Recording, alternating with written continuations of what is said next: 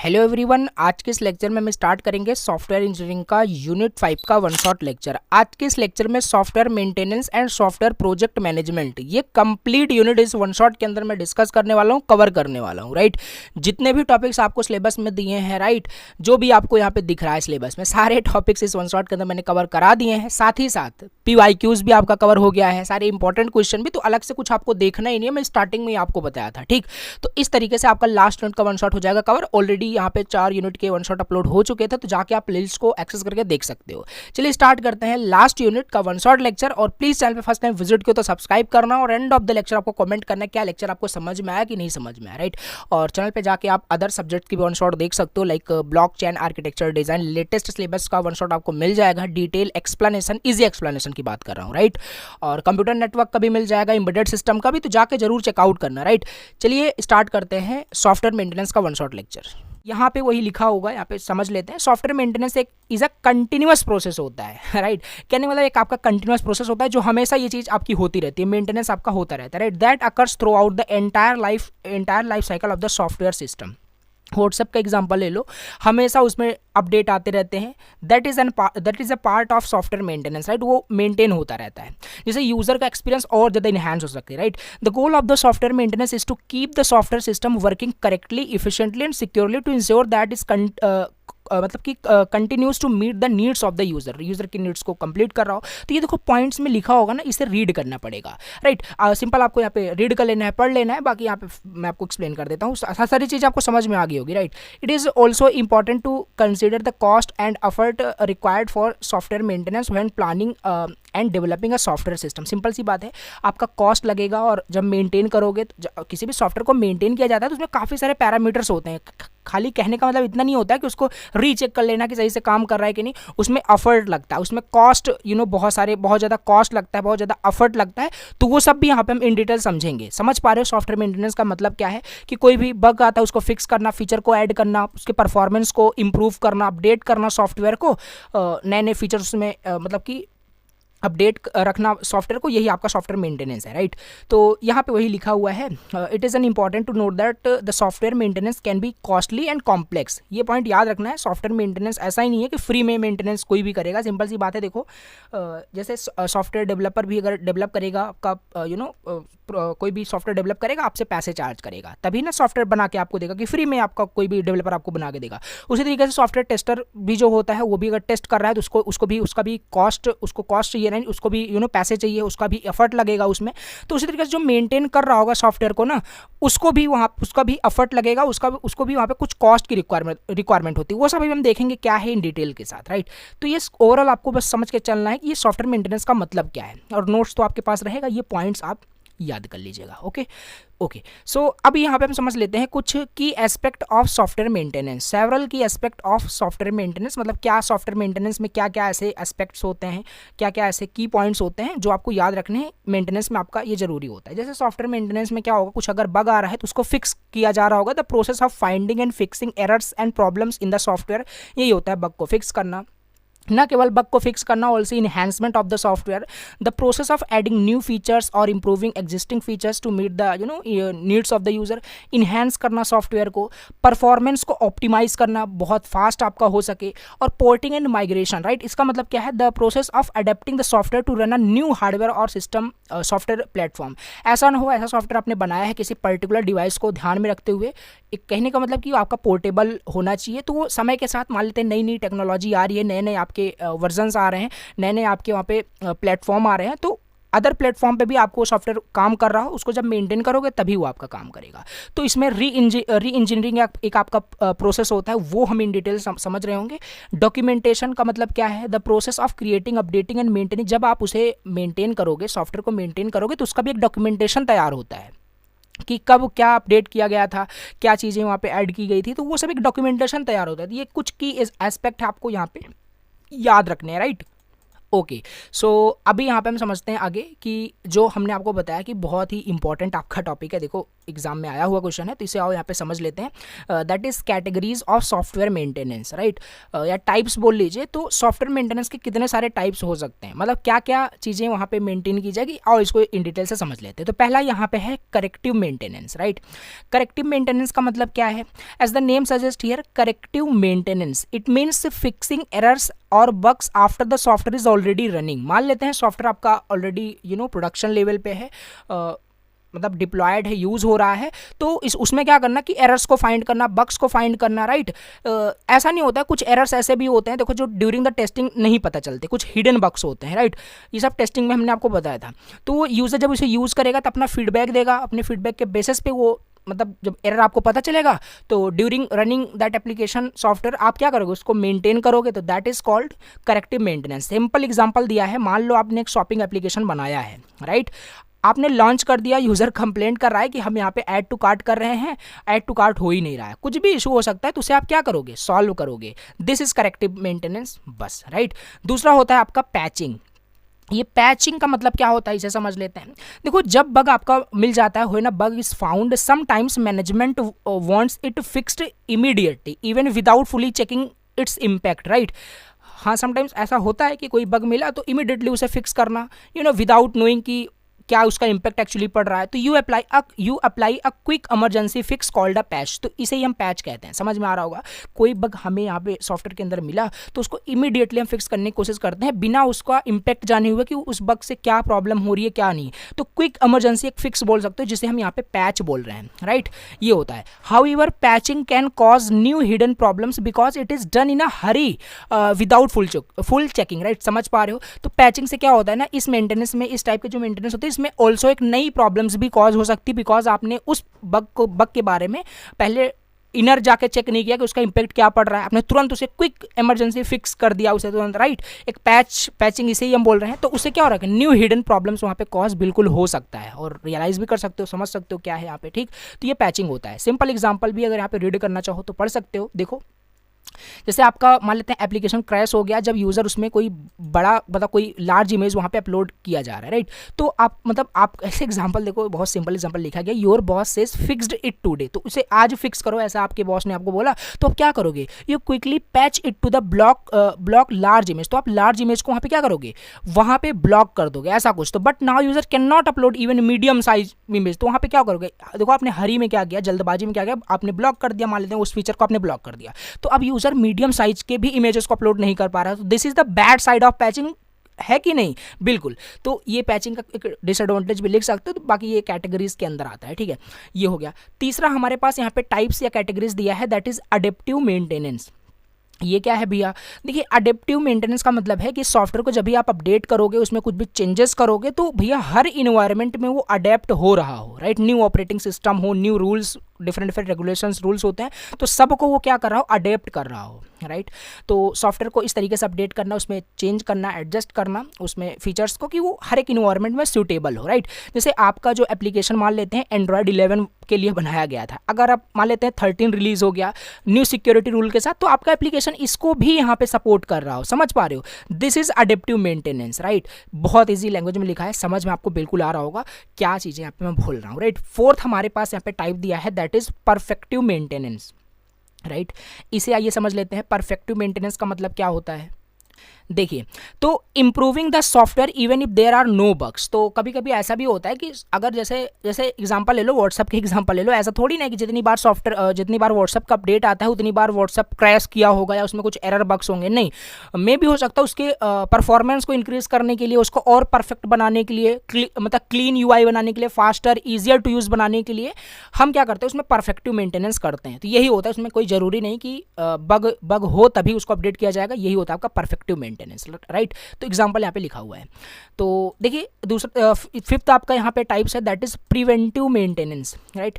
Preventive maintenance समझ लेते हैं। प्रिवेंटिव फ्यूचर प्रॉब्लम्स, मतलब ये क्या करता है कि प्रिवेंटिव मेंटेनेंस में फ्यूचर में जो प्रॉब्लम्स हो सकती है उसको होने से पहले ही उसको वहाँ पे उसको मेंटेन कर दिया जाता है, राइट। ये ज़्यादातर आपका हैकिंग वगैरह में, उससे हैकिंग से बचाने के लिए ये आपका मेंटेनेंस आपका हो रहा होता है। ऑप्टिमाइज करने के लिए, कोड को reviewing the code, updating documents, making taking backups वगैरह। तो ये सारी चीज़ें हैं। प्रिवेंटिंग का मतलब है, प्रिवेंटिंग मेंटेनेंस का सिंपल मतलब यही है कि प्रिवेंट करना, जो भी फ्यूचर प्रॉब्लम्स आ सकती है उस एप्लीकेशन को यूज़ करते वक्त, उसको वहाँ पे मेंटेन किया जा रहा हो, राइट। तो ये होता है आपका क्या, प्रिवेंटिव मेंटेनेंस का मतलब। ओके, सो अब इसके बाद हम लास्ट समझ लेते हैं, जो कि है आपका नीड ऑफ सॉफ्टवेयर मेंटेनेंस, जो कि इंपॉर्टेंट है। ये भी देखो एग्जाम में आया हुआ क्वेश्चन, राइट। तो सारे पीवाई को मैं कवर करा रहा हूँ, बिल्कुल परेशान नहीं होना है। तो इसका नीड क्या है, मतलब सॉफ्टवेयर मेंटेनेंस की ज़रूरत क्यों पड़ी, राइट। रिक्वायरमेंट्स लिखना है या नीड आपको लिखना है, तो सिंपल सी बात है, करेक्ट फॉल्ट्स मतलब बग्स को फिक्स करने के लिए ही इसकी ज़रूरत पड़ी है, राइट। बहुत ईजी है, बता सकते हो। Sometimes mistakes are found after the software is running, तो हम मेंटेनेंस के जरिए ही कर सकते हैं। डिज़ाइन को इम्प्रूव करने के लिए ये सारी चीज़ें हम करते हैं, राइट। मेंटेनेंस ज़रूरी है। इम्प्लीमेंट इन्हांस करने के लिए, नए नए फीचर्स को ऐड करने के लिए मेंटेनेंस की ज़रूरत पड़ती है। तो ये सब क्या करना है आपको यहाँ पे लिखना है इसके नीड्स को, राइट। फिर फोर्थ है इंटरफेस विद अदर सिस्टम। कहने का मतलब है sometimes our software needs to connect and work with the other software system like payment apps, we maintain it so it can be easily connect. कहने का मतलब जैसे हमारा सॉफ्टवेयर है, राइट, हमारा कोई एप्लीकेशन हमने बनाया है, शॉपिंग एप्लीकेशन हमने बनाया है, और उसमें पेमेंट की रिक्वायरमेंट ही होगी, तो वो अदर सिस्टम के साथ भी कनेक्ट मतलब होना चाहिए, राइट। कोई यूज़र पेमेंट करे तो पेमेंट भी हो जाना चाहिए, तो उन सबको मेंटेन किया जा रहा होगा कि पेमेंट का सिस्टम सही से काम कर रहा है कि नहीं कर रहा है। तो इंटरफेस विद अदर सिस्टम जो होगा, ये सारी चीज़ें मेंटेन रखने के लिए सॉफ्टवेयर मेंटेनेंस आपका रिक्वायरमेंट है। तो नीड हम समझ रहे हैं, पॉइंट बस याद रखना, कहानी आपको खुद से लिखनी होती है, राइट। मैं हमेशा आपको बताता हूँ। फिफ्थ पॉइंट यहाँ पे है एकोमोडेट न्यू हार्डवेयर सॉफ्टवेयर, मतलब कि new hardware like new mobile phone server, new software version अगर आता है तो तब भी उसमें क्या हो रहा हो कि आपका सॉफ्टवेयर काम कर रहा हो, तो ये सब भी अपडेट किया जाता है। और ये migrate legacy software, update old software, तो ये तो एक one of the use case है कि जो हमारा ओल्ड सॉफ्टवेयर होगा उसको अपडेट करने के लिए नए डिवाइस, नए वर्जन आता है, तो मेंटेनेंस की हेल्प से ही आता है। और रिटायर सॉफ्टवेयर में क्या होगा, when software becomes too old और नॉट यूजफुल, तो हम we slowly stop using it and shut it down properly, right. तो इस वजह से हम उसको वहाँ पे अपडेट करते हैं, मेंटेन करते हैं सॉफ्टवेयर को, समझ पा रहे हो। और यहाँ पे फिर क्या है 8, यहाँ पे 9, यहाँ पे कुछ की पॉइंट्स लिखे हुए हैं नीड्स में, पूछा जाए तो पूरा बता सकते हो। रिक्वायरमेंट्स ऑफ यूज़र चेंजेस, कभी कभी ऐसा भी होता है, जैसे सिंपल सी बात है, आपको पता होगा कि सॉफ्टवेयर बन जाने के बाद खाली इतना नहीं होता, स्टार्टिंग में बता दिया कि वो बन गया है, नए नए फीचर्स रिक्वायरमेंट आती रहती है, फीडबैक कि उन्हें अभी ये ऑप्शन चाहिए, राइट। तो वो सारी चीज़ें भी यहाँ पे की जाती है एज पर यूज़र रिक्वायरमेंट की यूज़र क्या चाहता है। रन द कोड फास्ट, और कोड आपका बिल्कुल ऑप्टिमाइज हो, मतलब बहुत फास्ट एग्जीक्यूट हो रहा हो, स्मूथर मतलब उसका परफॉर्मेंस हो विदाउट एनी डिले, राइट। तो ये सारे कुछ इसके नीड्स हो गए, राइट, जो भी यहाँ पे हमने देखे। तो ओवरऑल यहाँ पे फिर से एक थोड़ा सा रिकैप कर लें, तो सॉफ्टवेयर मेंटेनेंस क्या है ये हमने देख लिया, इसके कुछ की एस्पेक्ट्स हैं जो हम यहाँ पे हमने देखा, राइट। काफ़ी इन डिटेल से हम समझेंगे। फिर यहाँ पे कैटेगरीज जो मोस्ट इंपॉर्टेंट है ये देख लिया, और नीड्स हमने यहाँ पे समझ लिया। ओवरऑल अगर यहाँ पे देखें तो यहाँ तक के आपके सारे टॉपिक्स हो गए आपके फिनिश। तो यहाँ पे देखोगे ये सारी चीज़ें मैंने आपको बताई, नीड्स आपको बताया, कैटेगरीज ऑफ मेंटेनेंस जो कि आपका प्रिवेंटिव, करेक्टिव, परफेक्टिव, यहाँ तक के टॉपिक्स कवर कर दिए हैं, राइट। ये रहा सिंपल टॉपिक आपका cost and effort of software maintenance, right. चलो समझ लेते हैं। तो सिंपल सी बात है, जब भी आपका सॉफ्टवेयर मेंटेनेंस टर्म आ रहा है तो ऐसा नहीं कि सॉफ्टवेयर को जस्ट मेंटेन करने का मतलब है कि बस उसको सॉफ्टवेयर को देखना सही से काम कर रहा है कि नहीं, वो मैंने आपको डिटेल से बता दिया सारी चीज़ें फर्स्ट लेक्चर में, राइट। तो इसमें कॉस्ट एंड एफर्ट ये दो मतलब पैरामीटर होते हैं, मतलब दो चीज़ आपका होता है, कॉस्ट एंड एफर्ट। जब सॉफ्टवेयर मेंटेनेंस की बात की जाती है, सॉफ्टवेयर को कोई मेंटेन करेगा तो उसमें कॉस्ट भी लगेगा, एफर्ट भी लगेगा, तो इन्हीं को हमें समझना है। लिखा है यहाँ पे देखो, जब हम सॉफ्टवेयर को क्रिएट करते हैं तो खाली इतना ही मतलब नहीं होता है कि आप उसको क्रिएट कर दिए, आपका काम खाली फिनिश हो गया, नहीं। We still spend money and time later on keep it working properly, वो सही से काम करता रहे इन फ्यूचर, सही से एज यूज़र रिक्वायरमेंट सब सही से काम करता रहे, राइट। उसके बाद तो वही आपका क्या होता है, spending of money, time and work is called maintenance, cost and effort, right. ये लाइन याद रखना, मतलब कि spending of money, time and work is called maintenance, cost and effort, right. Okay, now cost of software maintenance include, कहने का मतलब है जो सॉफ्टवेयर मेंटेनेंस जब होता है तो उसमें जो कॉस्ट मतलब लगता है, कॉस्ट का मतलब यहाँ पे क्या है कि पैसा कैसे लगेगा, जब सॉफ्टवेयर मेंटेनेंस हो रहा होगा तो पैसा क्यों लगेगा, कॉस्ट क्यों लगेगा, राइट। तो उसमें क्या क्या इंक्लूड होगा, यहाँ पे देखो, पहला है लेबर कॉस्ट, राइट। सिंपल सी बात है, वी नीड टू पे the salary of people like software developers, engineers, technicians who do the maintenance work. ऐसा कोई फ्री में थोड़ी ना काम करेगा, समझ रहे हो। तो लेबर कॉस्ट यहाँ पे लगने वाला है, पहला तो यही हो जाएगा। दूसरा है hardware and software cost, right. Hardware and software cost मतलब वी मे नीड सर्वर और software license tools and which also cost मतलब मनी। कहने का मतलब है बहुत सारे हार्डवेयर सॉफ्टवेयर कॉस्ट भी लगते हैं, जो भी सिंपल सी बात है डेटाबेस यूज़ करोगे और ऑल्सो टूल्स है, राइट। तो क्या होगा कि हार्डवेयर एंड सॉफ्टवेयर का भी कॉस्ट लगता है, तो उसमें भी अपडेट करोगे। मान लो अभी आप कम मतलब जो है मेमोरी का डेटाबेस आप स्टोर यूज़ कर रहे हो अपने सॉफ्टवेयर में, अब आपको इंक्रीज़ करना है उसको मेंटेनेंस के दौरान, तो क्या होगा वहाँ पे कॉस्ट तो लगेगा ही लगेगा, सिंपल सी बात है। तीसरा है यहाँ पे ट्रेनिंग कॉस्ट, तो ये सारे ना इंक्लूड है यहाँ पे। ट्रेनिंग कॉस्ट मतलब sometimes we need to train the team to handle new technology और updated tools and training also cost money. Also simple सी बात है, जब भी आप उसको ट्रेन करोगे तो उसमें भी पैसा लगने वाला है। तो ये कुछ यहाँ पे ना कॉस्ट मतलब बताया गया है कि जहाँ पे जब सॉफ्टवेयर मेंटेनेंस करते हैं तो यहाँ पे आपका कॉस्ट लगता है। अब यहाँ पे अफर्ट का समझ लेते हैं। तो effort of software maintenance include, right. इसमें पहला तो अफर्ट ये है कि अफर्ट का मतलब कि time and resource, most important time, right. So it takes time to find problems, fix them, test the problem मतलब test the fix and apply it to properly. कहने का मतलब इसमें भी बहुत सारे टाइम्स लगने वाला है, टाइम लगने वाला है, रिसोर्सेज लगने वाले हैं जब भी हम सॉफ्टवेयर को मेंटेन करेंगे, राइट। प्रॉब्लम को फाइंड करेंगे, तो ये अफर्ट का मतलब है, राइट। तो दूसरा यहाँ पे कम्युनिकेशन एंड कोऑर्डिनेशन। इसका मतलब क्या है, the maintenance team must talk to the customer managers others teams to understand what changes are needed. तो इसमें भी क्या लग रहा है, एफर्ट लग रहा है, राइट। तो कम्युनिकेशन करना कस्टमर से, उनकी प्रॉब्लम को समझना, राइट, ये चीज़। Testing and validation after changes are made a lot of effort is needed to the test everything and make sure no new problems are created. कहने का इतना मतलब यहाँ पे ये है कि टेस्टिंग एंड वैलिडेशन में भी बहुत सारा मेहनत, बहुत सारा एफर्ट लगता है। सिंपल सी बात है, जैसे डेवलप करते वक्त प्रोडक्ट को, सॉफ्टवेयर को बहुत मेहनत लगता है, उसके बाद कोई भी मेंटेन करेगा, कोई भी टेस्ट करता है, तो वो चीज़ भी बहुत ज़्यादा एफर्ट एंड कॉस्ट लगती ही लगती है। तो ये यहाँ पे हमें समझना था, राइट, इसका। तो अब यहाँ पे क्वेश्चन आता है कि इन चीज़ को हम कैसे रिड्यूस कर सकते हैं, इन सब कॉस्ट को कैसे रिड्यूस किया जा सकता है। इनको रिड्यूस करेंगे तभी हमारा सॉफ्टवेयर और अच्छे से काम करेगा, राइट। ज़्यादा मतलब देखो मनी एंड टाइम बहुत ही इंपॉर्टेंट पैरामीटर प्ले करता ही है, सिंपल सी बात है। तो इनको कम रखना ही हमें मतलब कम रखना होता है, राइट। तो जैसे अब कैसे रिड्यूस करेंगे, कुछ यहाँ पे पॉइंट्स लिखे हुए हैं। तो पहला तो regularly checking and updating proactive maintenance, मतलब कहने का मतलब प्रोएक्टिव मेंटेनेंस करना है। जैसे रेगुलरली टेस्ट करो, मॉनिटर करो, अपडेट करो सॉफ्टवेयर को बिफोर एनी बिग प्रॉब्लम्स कम। तो हाँ भैया, ये लिखा हुआ है कि बहुत बड़ी प्रॉब्लम आने से पहले क्या करो कि उसको अपडेट करते रखो, मॉनिटर करके रखोगे तो बड़ी प्रॉब्लम आएगी ही नहीं। तो एक बड़ी प्रॉब्लम आएगी तो फिर उसको सॉल्व करने में बड़ा एफर्ट एंड बड़ा कॉस्ट भी लगने वाला है, ठीक है। तो उससे पहले ही उसको टेस्ट करते रहो, मॉनिटर करते रहो, अपडेट करते रहो, तो बड़ी प्रॉब्लम आएगी ही नहीं, राइट। तो उससे क्या होगा, कॉस्ट एंड एफर्ट रिड्यूस हो रहा है, राइट।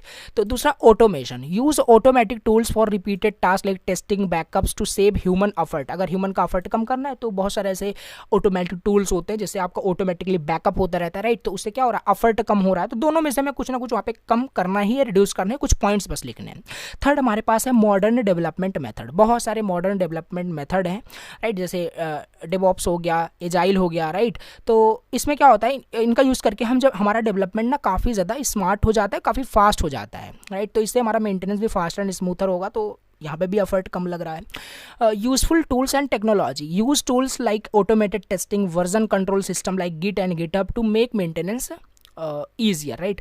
तो गिट एंड गिटहब में भी काफ़ी सारे टूल्स मिल जाते हैं जिससे कि हम मेंटेनेंस को और फास्ट कर सकते हैं। तो हमारा कॉस्ट भी बहुत कम लगेगा, बहुत एफर्ट भी कम लगेगा। तो ये हो गया आपका बस पॉइंट्स आपको एक्सप्लेन करने का, अगर पूछा जाता है। देन प्रॉपर मेंटेनेंस प्लान, अगर ये चीज़ नहीं होगी तो फिर दोनों कभी नहीं कम होगा, राइट। कहने का मतलब एक प्रॉपर मेंटेनेंस का एक प्लान होना चाहिए कि कब हमें मॉनिटर करना है, क्या टेस्ट करना है, सारी चीज़ें। Make a proper plan for regular activities like testing, backup, bug fixing. तो इससे क्या होगा कि आपका बहुत ज़्यादा कॉस्ट नहीं लगेगा, एफर्ट भी बहुत कम लगने वाला है, राइट। तो ये चीज़ हमने यहाँ पे समझ लिया कि कॉस्ट ऑफ यहाँ पे इनका मतलब क्या है, cost of software maintenance and effort of software maintenance, इनको कम कैसे किया जा सकता है, राइट।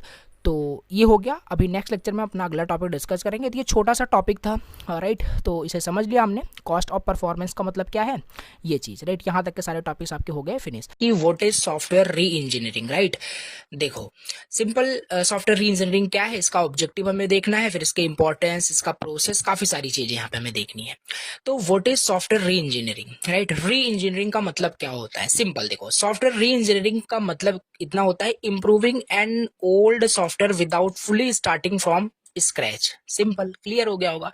री इंजीनियरिंग का मतलब यही है सॉफ्टवेयर इंजीनियरिंग का कि जो हमारे पास ओल्ड सॉफ्टवेयर था अब उसको क्या करना, उसको इम्प्रूव करना। मेंटेनेंस पढ़ रहे हो ना, सॉफ्टवेयर मेंटेनेंस चैप्टर आप पढ़ो, तो इसके अंदर उसको क्या किया जाएगा, ओल्ड सॉफ्टवेयर में बग्स होगा उसको फिक्स किया जाएगा, उसको इम्प्रूव किया जाएगा बिना स्क्रैच से उसको स्टार्ट किए हुए। तो यही होता है सॉफ्टवेयर री इंजीनियरिंग का मतलब, राइट। अब देखो, we analyze, modify, upgrade and improve the existing software to make it better, faster, more reliable and easier to maintain, right. यही होता है आपका क्या, सॉफ्टवेयर री इंजीनियरिंग। एक एग्जांपल से बताऊंगा, पूरा क्लियर हो जाएगा ये जो भी लिखा है। इमेजिन करो आपके पास एक ओल्ड कार है, राइट, पुरानी कार आपके पास है। Instead of buying a new one, मतलब आपको अब नया माल, instead of buying a new one you upgrade it by changing tyre, repainting, adding better parts, now it's look and run like new, right. आपके पास एक पुरानी कार थी, अब एक बहुत पुरानी दिख रही है, राइट। अब आप उसको नए जैसे अगर देखना है तो यह तो ऑप्शन हो सकता है कि नया कार ही आप खरीद लो। तो नया कार खरीदने के बजाय आप क्या करोगे, उसको अपग्रेड करोगे, उसमें टायर चेंज करा लोगे, उसको पेंट अच्छे से करा लोगे, बेटर पार्ट्स लगवा लोगे। तो इससे क्या होगा, वो फिर से नए के जैसे काम करना स्टार्ट कर देगा और बेटर तरीके से, may be engine he change करा दो अच्छे से, तो और स्मूथली वो काम कर रहा होगा। सिमिलरली यही होता है आपका सॉफ्टवेयर री इंजीनियरिंग। यही सेम चीज ना, जो अपग्रेड आपका ये यही हम सॉफ्टवेयर के साथ करते हैं। तो बस यही होता है सॉफ्टवेयर री इंजीनियरिंग। क्लियर हो गया होगा। नाउ अब ऑब्जेक्टिव समझ लेते हैं। ऑब्जेक्टिव मींस कि पर्पस ऑफ सॉफ्टवेयर री इंजीनियरिंग का पर्पस क्या होता है, क्यों हम अपग्रेड करना चाहते हैं। सिंपल सी बात है, रीजन क्वेश्चन ही पूछ रहे हो, आंसर ही पता है आपको, राइट। तो क्यों अपग्रेड करोगे, सिंपल, ओल्ड सॉफ्टवेयर है उसको और अच्छे से, बेटर तरीके से, अच्छे से काम करे, मतलब कि ये देखो मोर रिलायबल हो, इजियर टू मेंटेन हो, फास्टर हो, बेटर दिख रहा हो। तो इस वजह से ये सब ऑब्जेक्टिव आप लिख सकते हो, न्यू फीचर को ऐड करने के लिए without starting from zero, right. तो मेंटेनेंस में ऐसा नहीं होता है, मेंटेन करने का मतलब है स्टार्टिंग से पूरा सॉफ्टवेयर फिर से बनाया जाएगा, राइट। तो मतलब कि इंप्रूव करना, फ्रॉम स्क्रैच से नहीं किया जाता, without starting from zero, new feature उसमें ऐड करते हैं। ये सॉफ्टवेयर इंजीनियरिंग का एक पर्पस हो जाएगा। Reduce cost by updating instead of building a new software. जैसे यहाँ पे अगर नया कार आप खरीद लोगे तो कॉस्ट लगेगा कि नहीं लगेगा, पहले हमने कॉस्ट ऑफ सॉफ्टवेयर मेंटेनेंस के बारे में बता दिया। तो इसको रिड्यूस करना होता है, तो हम री इंजीनियरिंग प्रोसेस वहां पे यूज करेंगे instead of buying a new one, right. या हम शुरू से सॉफ्टवेयर हमें बनाने के बजाय, राइट। तो यहाँ से कॉस्ट हमारा रिड्यूस हो जाएगा, सिक्योरिटी इंक्रीज होगी इस वजह से, राइट। स्पीड परफॉर्मेंस को बेहतर करने के लिए हम री इंजीनियरिंग प्रोसेस वहां पे अप्लाई करते हैं। और extend the life of the old software, तो तब भी हम अपग्रेड करते हैं। क्लियर होगा, तो अब यहाँ पे इसका इंपॉर्टेंस समझ लेते हैं। सिंपल, इंपॉर्टेंस भी लिख लोगे आप। Save time and money, right. Time and money दोनों को ये बचाता है, आपका री इंजीनियरिंग प्रोसेस होता है। एग्जाम्पल मैंने आपको बता दिया, सारी चीजें आपको क्लियर होगी। अब keeps software updated, right. Software को अपडेट रखने के लिए makes maintenance easier, right. Improves quality and performance, user satisfaction हो रहा हो। तो ये कुछ आपको पॉइंट्स यहाँ पे लिखने हैं, राइट। अब यहाँ पे हम अपना मोस्ट इंपॉर्टेंट यहाँ पे देखते हैं, जो कि आपका प्रोसेस ऑफ सॉफ्टवेयर री इंजीनियरिंग। री इंजीनियरिंग की बात की जा रही है, जब किसी भी सॉफ्टवेयर को अपग्रेड किया जाएगा तो उसमें कुछ ना कुछ प्रोसेस यूज हो रहा होगा कि नहीं हो रहा होगा, सिंपल सी बात है, तो हो रहा होगा। तो ये डायग्राम आपको बनाना है। यहाँ पे आपके 6 स्टेप्स हैं, प्लानिंग, एनालिसिस, डिजाइन और इम्प्लीमेंटेशन, टेस्टिंग, डिप्लॉयमेंट। तो ये सारे प्रोसेस में होकर के आपकी री इंजीनियरिंग आपका यहाँ पे होता है, राइट। तो चलो समझ लेते हैं प्रोसेस ऑफ सॉफ्टवेयर री इंजीनियरिंग में। पहला होता है आपका प्लानिंग। सिंपल सी बात है, अपग्रेड करना है तो पहले चेक कर लो what needs to be changed and why. क्या, क्यों आप उसको चेंज करना चाहते हो, क्या यूजर का परफॉर्मेंस इंक्रीज करना चाहते हो। तो पर्पस यानी आप क्यों करना चाहते हो, प्लान करना है आपको ओवरऑल, राइट, समझ पा रहे हो। So we plan to make an old blink software, मतलब कि फास्टर एंड मोबाइल फ्रेंडली। तो हमें रीजन जान लेना है क्यों चेंज करना है, प्लान कर लेना है, कहने का मतलब before upgrading any software. So दूसरा है एनालिसिस। एनालिसिस में क्या होगा, understand the current system deeply. Simple सी बात है, तभी उसमें कुछ अपग्रेड कर पाओगे जब आपको क्या होगा, उसके बारे में पहले से उनके फीचर्स के बारे में पता होगा। ऐसा नहीं कि अपग्रेड कर रहे हो पुराने फीचर्स ब्रेक हो रहे हैं, तो ऐसा नहीं होना चाहिए, राइट। तो एनालिसिस यहाँ पे करना पड़ेगा। Understand the current system first of all in deeply, right. So find the problems, actually problems क्या आ रही है, जो क्योंकि चेंज करोगे तो ऐसे थोड़ी ना कि बिना मन के आप चेंज कर दो, कुछ ना कुछ प्रॉब्लम्स आ रही होगी या उसका कुछ स्ट्रेंथ वीकनेस कुछ होगा, तो उसको एनालाइज कर लोगे। फिर उसे क्या करोगे, उसे को आपको क्या करना पड़ेगा, उसे फिर वहां पे अपडेट करना पड़ेगा। फिर आगे का स्टेप यहाँ पे हम देखेंगे, प्लानिंग हो गया, एनालिसिस हो गया, तीसरा डिजाइन।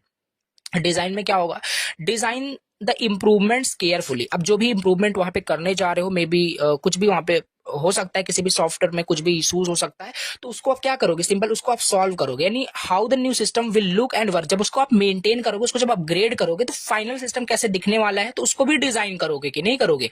तो we design a new database structure like a mobile friendly layout for blink screen. मान लेते हैं कोई यहाँ पे ब्लिंक स्क्रीन करके आपका कोई सिस्टम है, ब्लिंक सॉफ्टवेयर है, उसमें डेटाबेस स्ट्रक्चर आप मतलब अब नया कुछ इम्प्लीमेंट कर रहे हो, राइट। पहले रिलेशनल था, अब नॉन रिलेशनल इम्प्लीमेंट करो, तो कुछ भी वहां पे एग्जांपल हो सकता है, राइट। एग्जांपल समझ रहे हैं, तो वहां पे उसको डिजाइन करना, ये थर्ड स्टेप में प्लानिंग एनालिसिस डिजाइन हो गया। नाउ इम्प्लीमेंटेशन होगा। इम्प्लीमेंटेशन में क्या होगा कि एक्चुअल चेंजेस अब सॉफ्टवेयर में किया जाएगा, राइट। जो भी अपग्रेड वहां पे करना चाहते हो सॉफ्टवेयर में कुछ भी, उसको वहां पे क्या किया जाएगा, एक्चुअल कोड वहां पे लिखा जाएगा, इम्प्लीमेंटेशन वहां पे किया जाएगा, राइट। समझ रहे हो। सो डेवलपर रिप्लेस करेगा ओल्ड डेटाबेस को, मान लेते हैं नया डेटाबेस वहां पे ऐड करना है, तो पुराने डेटाबेस को हटा करके नया डेटाबेस कनेक्ट किया जाएगा विद द सॉफ्टवेयर। तो ये चीज है इम्प्लीमेंटेशन, एक्चुअल इम्प्लीमेंटेशन होगा with the software. Now testing. Testing का मतलब क्या है, test the new version carefully. Simple सी बात है, ऐसा नहीं कि इंप्लीमेंट करने के बाद मेंटेन आपने कर दिया, मेंटेनेंस के बाद भी टेस्टिंग होती है, राइट। वो एसडीएलसी का जो साइकिल मैंने स्टार्टिंग में बताया था ना, वही सारी कहानी यहाँ पे है। तो वही सारी चीजें यहाँ पे क्या है कि उसको एक बार अपने अपडेट कर दिया, अपग्रेड कर दिया, चेंजेस कर दिया, उसको फिर से टेस्ट किया जाएगा कि नया वर्जन सही से काम कर रहा है कि नहीं कर रहा है, right. So we test by generating 1000 bills quickly. तो यहाँ पे बिलिंग सॉफ्टवेयर का एग्जांपल लेके हम चल रहे थे, तो यहाँ पे चेक किया जाएगा कि वो सही से करेक्ट आउटपुट दे रहा है कि नहीं, राइट। स्पीड सारी चीजें चेक की जाएगी, टेस्टिंग होगा, राइट। फिर लास्ट में डिप्लॉयमेंट हो जाएगा, सही सारी चीजें काम कर रही होगी, तो ठीक है, आपका नया वर्जन, नया सॉफ्टवेयर जो आपने अपडेट किया, दैट्स मतलब वो सही से काम कर रहा है, तो उसको लाइव कर दिया जाएगा यूजर्स के लिए। तो install and release the updated version. तो ये कुछ यही है ना, वो जैसे व्हाट्सएप का अपडेट आता रहता है, तो उसे इंस्टॉल करते हो नए अपडेट्स को, तो सिमिलर उसी तरीके से काम कर रहा है, राइट। तो ये कुछ आपको ना प्रोसेस यहाँ पे आपको याद रखने हैं।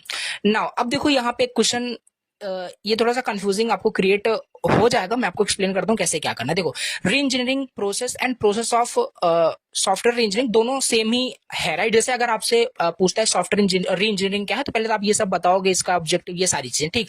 अगर पूछता है प्रोसेस ऑफ सॉफ्टवेयर री इंजीनियरिंग, तो जो आपको इजी लगे वो एक्सप्लेन कर देना। जैसे यहाँ पे एक प्रोसेस मैंने ये वाला बताया है, that is very simple, right. इसमें 6 स्टेप्स आपको लिखने हैं, बहुत ईजी भी है। एंड आगे यहाँ पे मैंने एक और प्रोसेस मेंशन कर दिया, क्योंकि देखो एग्जाम में प्रोसेस करके पूछता है, कोई सा भी आप लिख सकते हो। बाकी दोनों मैंने यहाँ पे मेंशन कर दिया, जिससे आपको कंफ्यूजन ना हो कि दोनों आपने पढ़ रखा है, जो भी लिखना वो आपको लिख देना है। यहाँ पे भी वही है, री इंजीनियरिंग प्रोसेस में क्या करना है, वही सारी चीजें, बस यहाँ से कुछ टेक्निकल वर्ड यहाँ पे करके दे दिया है, राइट। इन्वेंटरी एनालिसिस करना है, डॉक्यूमेंटेशन रिकंस्ट्रक्ट करना है, रिवर्स इंजीनियरिंग करना है, कोड रिकंस्ट्रक्ट करना है। तो ये वही है, बट यहाँ से थोड़ा सा हमें इसे भी समझ लेना है। तो री इंजीनियरिंग का मतलब मैंने आपको पहले ही बता दिया। अब इस प्रोसेस को आप समझ लेते हैं। देखो कंफ्यूज मत होना, ये भी प्रोसेस है, वो भी प्रोसेस है, दो प्रोसेस कैसे आ गए, कुछ नहीं, वही सेम चीज है, बट यहाँ से थोड़ा सा टेक्निकल टर्म में लिखा हुआ है। तो जो भी आपको लिखना है वो आप लिख सकते हो, बिल्कुल दोनों प्रोसेस ही है। तो इसमें क्या है, पहला इन्वेंटरी एनालिसिस, राइट। इसमें भी वही किया जा रहा है, पहले एग्जिस्टिंग सॉफ्टवेयर पार्ट्स को क्या किया जाएगा, एनालिसिस किया जाएगा, लाइक प्रोग्राम्स, डॉक्यूमेंट, डेटाबेस को देखा जाएगा कि क्यों हमें वहां पे कौन से पार्ट को हमें रिकंस्ट्रक्ट करना है, री इंजीनियरिंग करनी है, किसको अपडेट करना है, अपग्रेड करना है। तो वही कहानी है यहाँ पे इन्वेंटरी एनालिसिस का मतलब। दूसरा है डॉक्यूमेंट रिकंस्ट्रक्शन। सिंपल सी बात है, जब अपडेट किया जा रहा है, मेंटेनेंस किया जा रहा है सॉफ्टवेयर का, राइट, तो वहां पे भी डॉक्यूमेंट को भी रिकंस्ट्रक्ट किया जाएगा। सॉफ्टवेयर जब बनाया जाता है तब भी डॉक्यूमेंट क्रिएट होता है, जब रिकंस्ट्रक्ट होगा मतलब उसमें कुछ अपडेट किया जाएगा, तब भी डॉक्यूमेंट को अपडेट किया जाता है, राइट। कि इस पॉइंट पे हमने क्या अपडेट किया था, इस पॉइंट पे हमने क्या अपडेट किया था। If important documents like software manuals, design documents, code comments, सब कुछ आपका यहाँ पे क्या किया जाएगा, क्रिएट किया जाता है, अपडेट किया जाता है उन सबको भी, क्योंकि जब सॉफ्टवेयर को अपडेट कर रहे हो तो डॉक्यूमेंट को तो अपडेट करना ही पड़ेगा, जिससे अदर डेवलपर्स के लिए वो यूजफुल हो। समझ पा रहे हो, ये आपका डॉक्यूमेंट रिकंस्ट्रक्शन। तीसरा है रिवर्स इंजीनियरिंग, ये आगे का टॉपिक है, नेक्स्ट लेक्चर में बहुत डिटेल से समझेंगे रिवर्स इंजीनियरिंग क्या है, दोनों में डिफरेंस भी देखेंगे, री इंजीनियरिंग, रिवर्स इंजीनियरिंग में दोनों डिफरेंस क्या है। यहाँ थोड़ा समझ लेते हैं, understand how the old software works without changing it. तो ये होता है reverse engineering, right. Breaks down the software into smaller parts to see the basic logic and the flow, like to know what the software is doing internally, specially if the original creators are not available. तो ये आपका reverse engineering कुछ इस तरीके से होता है, बाकी आगे हम देखेंगे इन डिटेल से। कोड रिकंस्ट्रक्शन फिर यहाँ पे होगा फोर्थ स्टेप में। इसमें क्या है कि कोड को अब रिकंस्ट्रक्ट किया जाएगा, यानी एक्चुअल कोड इम्प्लीमेंटेशन वही जो प्रीवियस में हमने देखा वो यहाँ पे लिखा जाएगा। ओल्ड सोर्स कोड को यहाँ पर रिप्लेस किया जाएगा, फिक्स किया जाएगा, जो भी इश्यूज प्रॉब्लम आ रही होगी, राइट। अननेसेसरी पार्ट्स को रिमूव किया जाएगा, कोड को क्लीन नीट क्लीन बनाया जाएगा, एफिशिएंट कोड लिखा जाएगा। तो cleaner code is easier to read, fix, upgrade in the future. So ये चीज है आपका यहाँ पे कोड रिकंस्ट्रक्शन का मतलब, राइट। इसके बाद है फिफ्थ आपका डेटा रिकंस्ट्रक्शन। डेटा रिकंस्ट्रक्शन का मतलब क्या है? फिक्स और रीऑर्गेनाइज द ओल्ड डेटाबेस और डेटा स्ट्रक्चर। मतलब यहाँ से डेटा रिकंस्ट्रक्शन होगा, मतलब डेटाबेस जैसे मान लेते हैं ओल्ड हमारा कोई मान लेते हैं डेटाबेस यूज हो रहा है, अभी न्यू हमें डेटाबेस यूज करना है, तो वो सब भी यहाँ पे रिकंस्ट्रक्ट किया जाता है। कोई डेटा स्ट्रक्चर जो हम पहले यूज कर रहे थे, अभी नया डेटा स्ट्रक्चर यूज करना है डेटा को स्टोर करने में, तो वो चीज भी यहाँ पे डेटा रिकंस्ट्रक्शन का मतलब यही है। Correct any mistakes, improve organization and make data more useful. Good data helps the software performs better and prevents errors, right. Rearrange करना एक मेसी, एक बोल सकते हो जो डेटा स्ट्रक्चर है, जिससे कि और ज्यादा चीजें हमें इजी टू फाइंड वहां पे रहे, राइट। तो ये कुछ स्टेप्स आपको लिखने हैं, चाहे ये लिख सकते हो या प्रीवियस वाला लिख सकते हो। फिर नेक्स्ट है फॉरवर्ड इंजीनियरिंग। फॉरवर्ड इंजीनियरिंग का मतलब, now using the updated documents, improve code and clean code, we build a better version of the software. Now हमने क्या किया कि सिंपल जो भी डॉक्यूमेंट था उसे अपडेट किया, डेटा का रिकंस्ट्रक्शन किया, कोड रिकंस्ट्रक्शन किया। अब हम हमारे पास क्या होगा कि एक इंप्रूव्ड कोड होगा, क्लीन डेटा होगा, जिससे कि हम बेटर वर्जन ऑफ सॉफ्टवेयर आगे फर्दर हम बना सकते हैं। So this create a fresh, powerful and modernised software version, right. तो after fixing the parts of the old car and cleaning everything, we assemble into a new shining upgrade new car। तो ये कुछ यहाँ पे ना आपको points लिखने हैं। देखो कंफ्यूज मत होना, लिखना हो तो ये वाले स्टेप्स एग्जाम में लिख देना, या जो स्टेप्स मैंने ये बताया ये वाले भी आप लिख सकते हो, बिकॉज दोनों प्रोसेस है, राइट। तो कोई सब लिख सकते हो, मतलब सबका सेम ही है, राइट। तो ये हमने समझ लिया। एडवांटेज और समझ लेते हैं क्या होता है री इंजीनियरिंग का एडवांटेजेस, राइट। इसका डिसएडवांटेज भी देख लेंगे। तो एडवांटेज क्या है यहाँ पे, राइट। एडवांटेज मतलब इंप्रूव होगा सॉफ्टवेयर की क्वालिटी जब री इंजीनियरिंग वहां पे होगी, राइट। उसको अपडेट किया जाएगा, more reliable, easier to use होगा। देखो पॉइंट्स याद रखने हैं आपको, सिंपल सी बात है। So saves cost compare to building a new software. New बनाओगे सॉफ्टवेयर तो ज्यादा पैसा लगेगा, इस वजह से एग्जांपल स्टार्टिंग में बताया। Extend software life, you know कि जो लाइफ है ओल्डर जो सॉफ्टवेयर की उसको इंक्रीज कर सको आप। Reduce maintenance effort, helps understand old system, modernise technology. ये सब पॉइंट्स आपको यहाँ पे पॉज करके पढ़ना है, नोट्स आपके पास रहेगा, रीड कर लेना। डिसएडवांटेज की बात करें री इंजीनियरिंग के, तो हाई इनिशियल एफर्ट लगता है। सिंपल सी बात है, कोड को उसमें इश्यूज को फाइंड करना, राइट, उसको एनालिसिस करना, काफी सारे स्टेप्स थे वहां पे, देख आपने भी देखा होगा। तो वो सब उसमें सिंपल सी बात है, कुछ ना वहाँ पे डेवलपर्स, वहाँ पे जो मेंटेनेंस मतलब जो कर रहा होगा उसका एफर्ट बहुत ज्यादा वहाँ पे लगने वाला है, राइट। तो डिसएडवांटेज हो जाएगा, can be expensive for the big system. अगर कोई बहुत बड़ा सॉफ्टवेयर है तो उसमें री इंजीनियरिंग प्रोसेस करना बहुत ही एक समझ सकते हो बहुत मेसी, यू नो, बहुत बोल सकते हो बहुत बड़ा एक वहां पे टास्क हो जाएगा, राइट। तो ये है नीड स्किल्ड पीपल, और सिंपल सी बात है जो स्किल्ड पीपल होगा वही उसको एनालिसिस कर पाएगा, वही री इंजीनियरिंग कर पाएगा, राइट। एक्सपर्ट वहां पे री इंजीनियरिंग करते हैं। So might miss some errors, कुछ वहां पे एरर्स भी हो सकते हैं। तो not always suitable, time consuming आपका ये प्रोसेस होता है। तो ये सारे कुछ आपको 4 से 5 पॉइंट्स एडवांटेज डिसएडवांटेज का को आपको याद रखने हैं, राइट। तो कहते हैं कि सॉफ्टवेयर री इंजीनियरिंग का मतलब क्या था, जिससे कंफ्यूज ना हो कि री इंजीनियरिंग रिवर्स इंजीनियरिंग ही होती है, क्योंकि डिफरेंस है, राइट, डिफरेंट है दोनों। तो सॉफ्टवेयर री इंजीनियरिंग में हम क्या समझे थे यहाँ पे, बस समझने वाले जस्ट रिकैप करते हैं। मतलब था वहां पे ओल्ड जो सॉफ्टवेयर था उसको क्या करना, सिंपल इंप्रूव करना बिना स्टार्टिंग से कोड को राइट किए हुए। जिसमें क्या करते हैं, कहने का मतलब हमने एक एनालॉजी आपको कार की बताई थी, सिंपल किसी भी चीज को अपग्रेड करना, राइट। अपग्रेड करोगे सॉफ्टवेयर को तो एक री इंजीनियरिंग होता है, राइट, समझ पा रहे हो। तो वो सब इन डिटेल मैंने बताया था। अब यहाँ पे चलो, यहाँ पे मैं आपको समझाता हूँ कि क्या होता है आपका रिवर्स इंजीनियरिंग। तो यहाँ पे हम देख लेते हैं व्हाट इज रिवर्स इंजीनियरिंग, ये रहा, राइट। तो आओ इसे भी समझ लेते हैं डिटेल से। तो रिवर्स इंजीनियरिंग क्या होता है, राइट, ओके। सो रिवर्स इंजीनियरिंग का मतलब होता है studying an existing product like a software हो गया, मशीन हो गया और कोड। एग्जिस्टिंग प्रोडक्ट को क्या करना, स्टडी करना, to find out how it works without having its original design और प्लान। समझ पा रहे हो। कहने का मतलब है रिवर्स इंजीनियरिंग एक मेथड है, एक तरीका है, जिसमें अभी हमारे पास जो एग्जिस्टिंग प्रोडक्ट है ना, एग्जिस्टिंग प्रोडक्ट यहाँ पे क्या, सॉफ्टवेयर, जो हमारे पास सॉफ्टवेयर है ना उसको समझना, उसको स्टडी करना, उसके इनर पार्ट को कि वो कैसे काम कर रहा है, वो कैसे काम कर रहा है। बट मोस्ट इंपोर्टेंट पॉइंट यहाँ पे है without having its original design और प्लान। उसका कुछ भी ओरिजिनल डिजाइन प्लान आपके पास नहीं होगा। उस सॉफ्टवेयर को देख करके उसको स्टडी करना, उसके इनर पार्ट के बारे में, ये होता है आपका रिवर्स इंजीनियरिंग, राइट। समझ पा रहे होंगे। तो ये चीज समझ में आ गई होगी। अब आगे भी यहाँ पे हम देख लेते हैं। तो एक सेकेंड देखिए, हाँ यहाँ पे अब यहाँ पे लिखा हुआ है आगे कि reverse engineering it means analyzing the old program to understand its design working और स्ट्रक्चर। वही रिपीट हो रहा है कि मतलब ओल्ड प्रोग्राम को अंडरस्टैंड करना, उसका डिजाइन वर्किंग स्ट्रक्चर को, कि कैसे वो काम कर रहा है, right. Reverse engineering can extract, यहाँ पे डिफिनेशन देखो, reverse engineering can extract design information from source code but the abstraction level पे, राइट।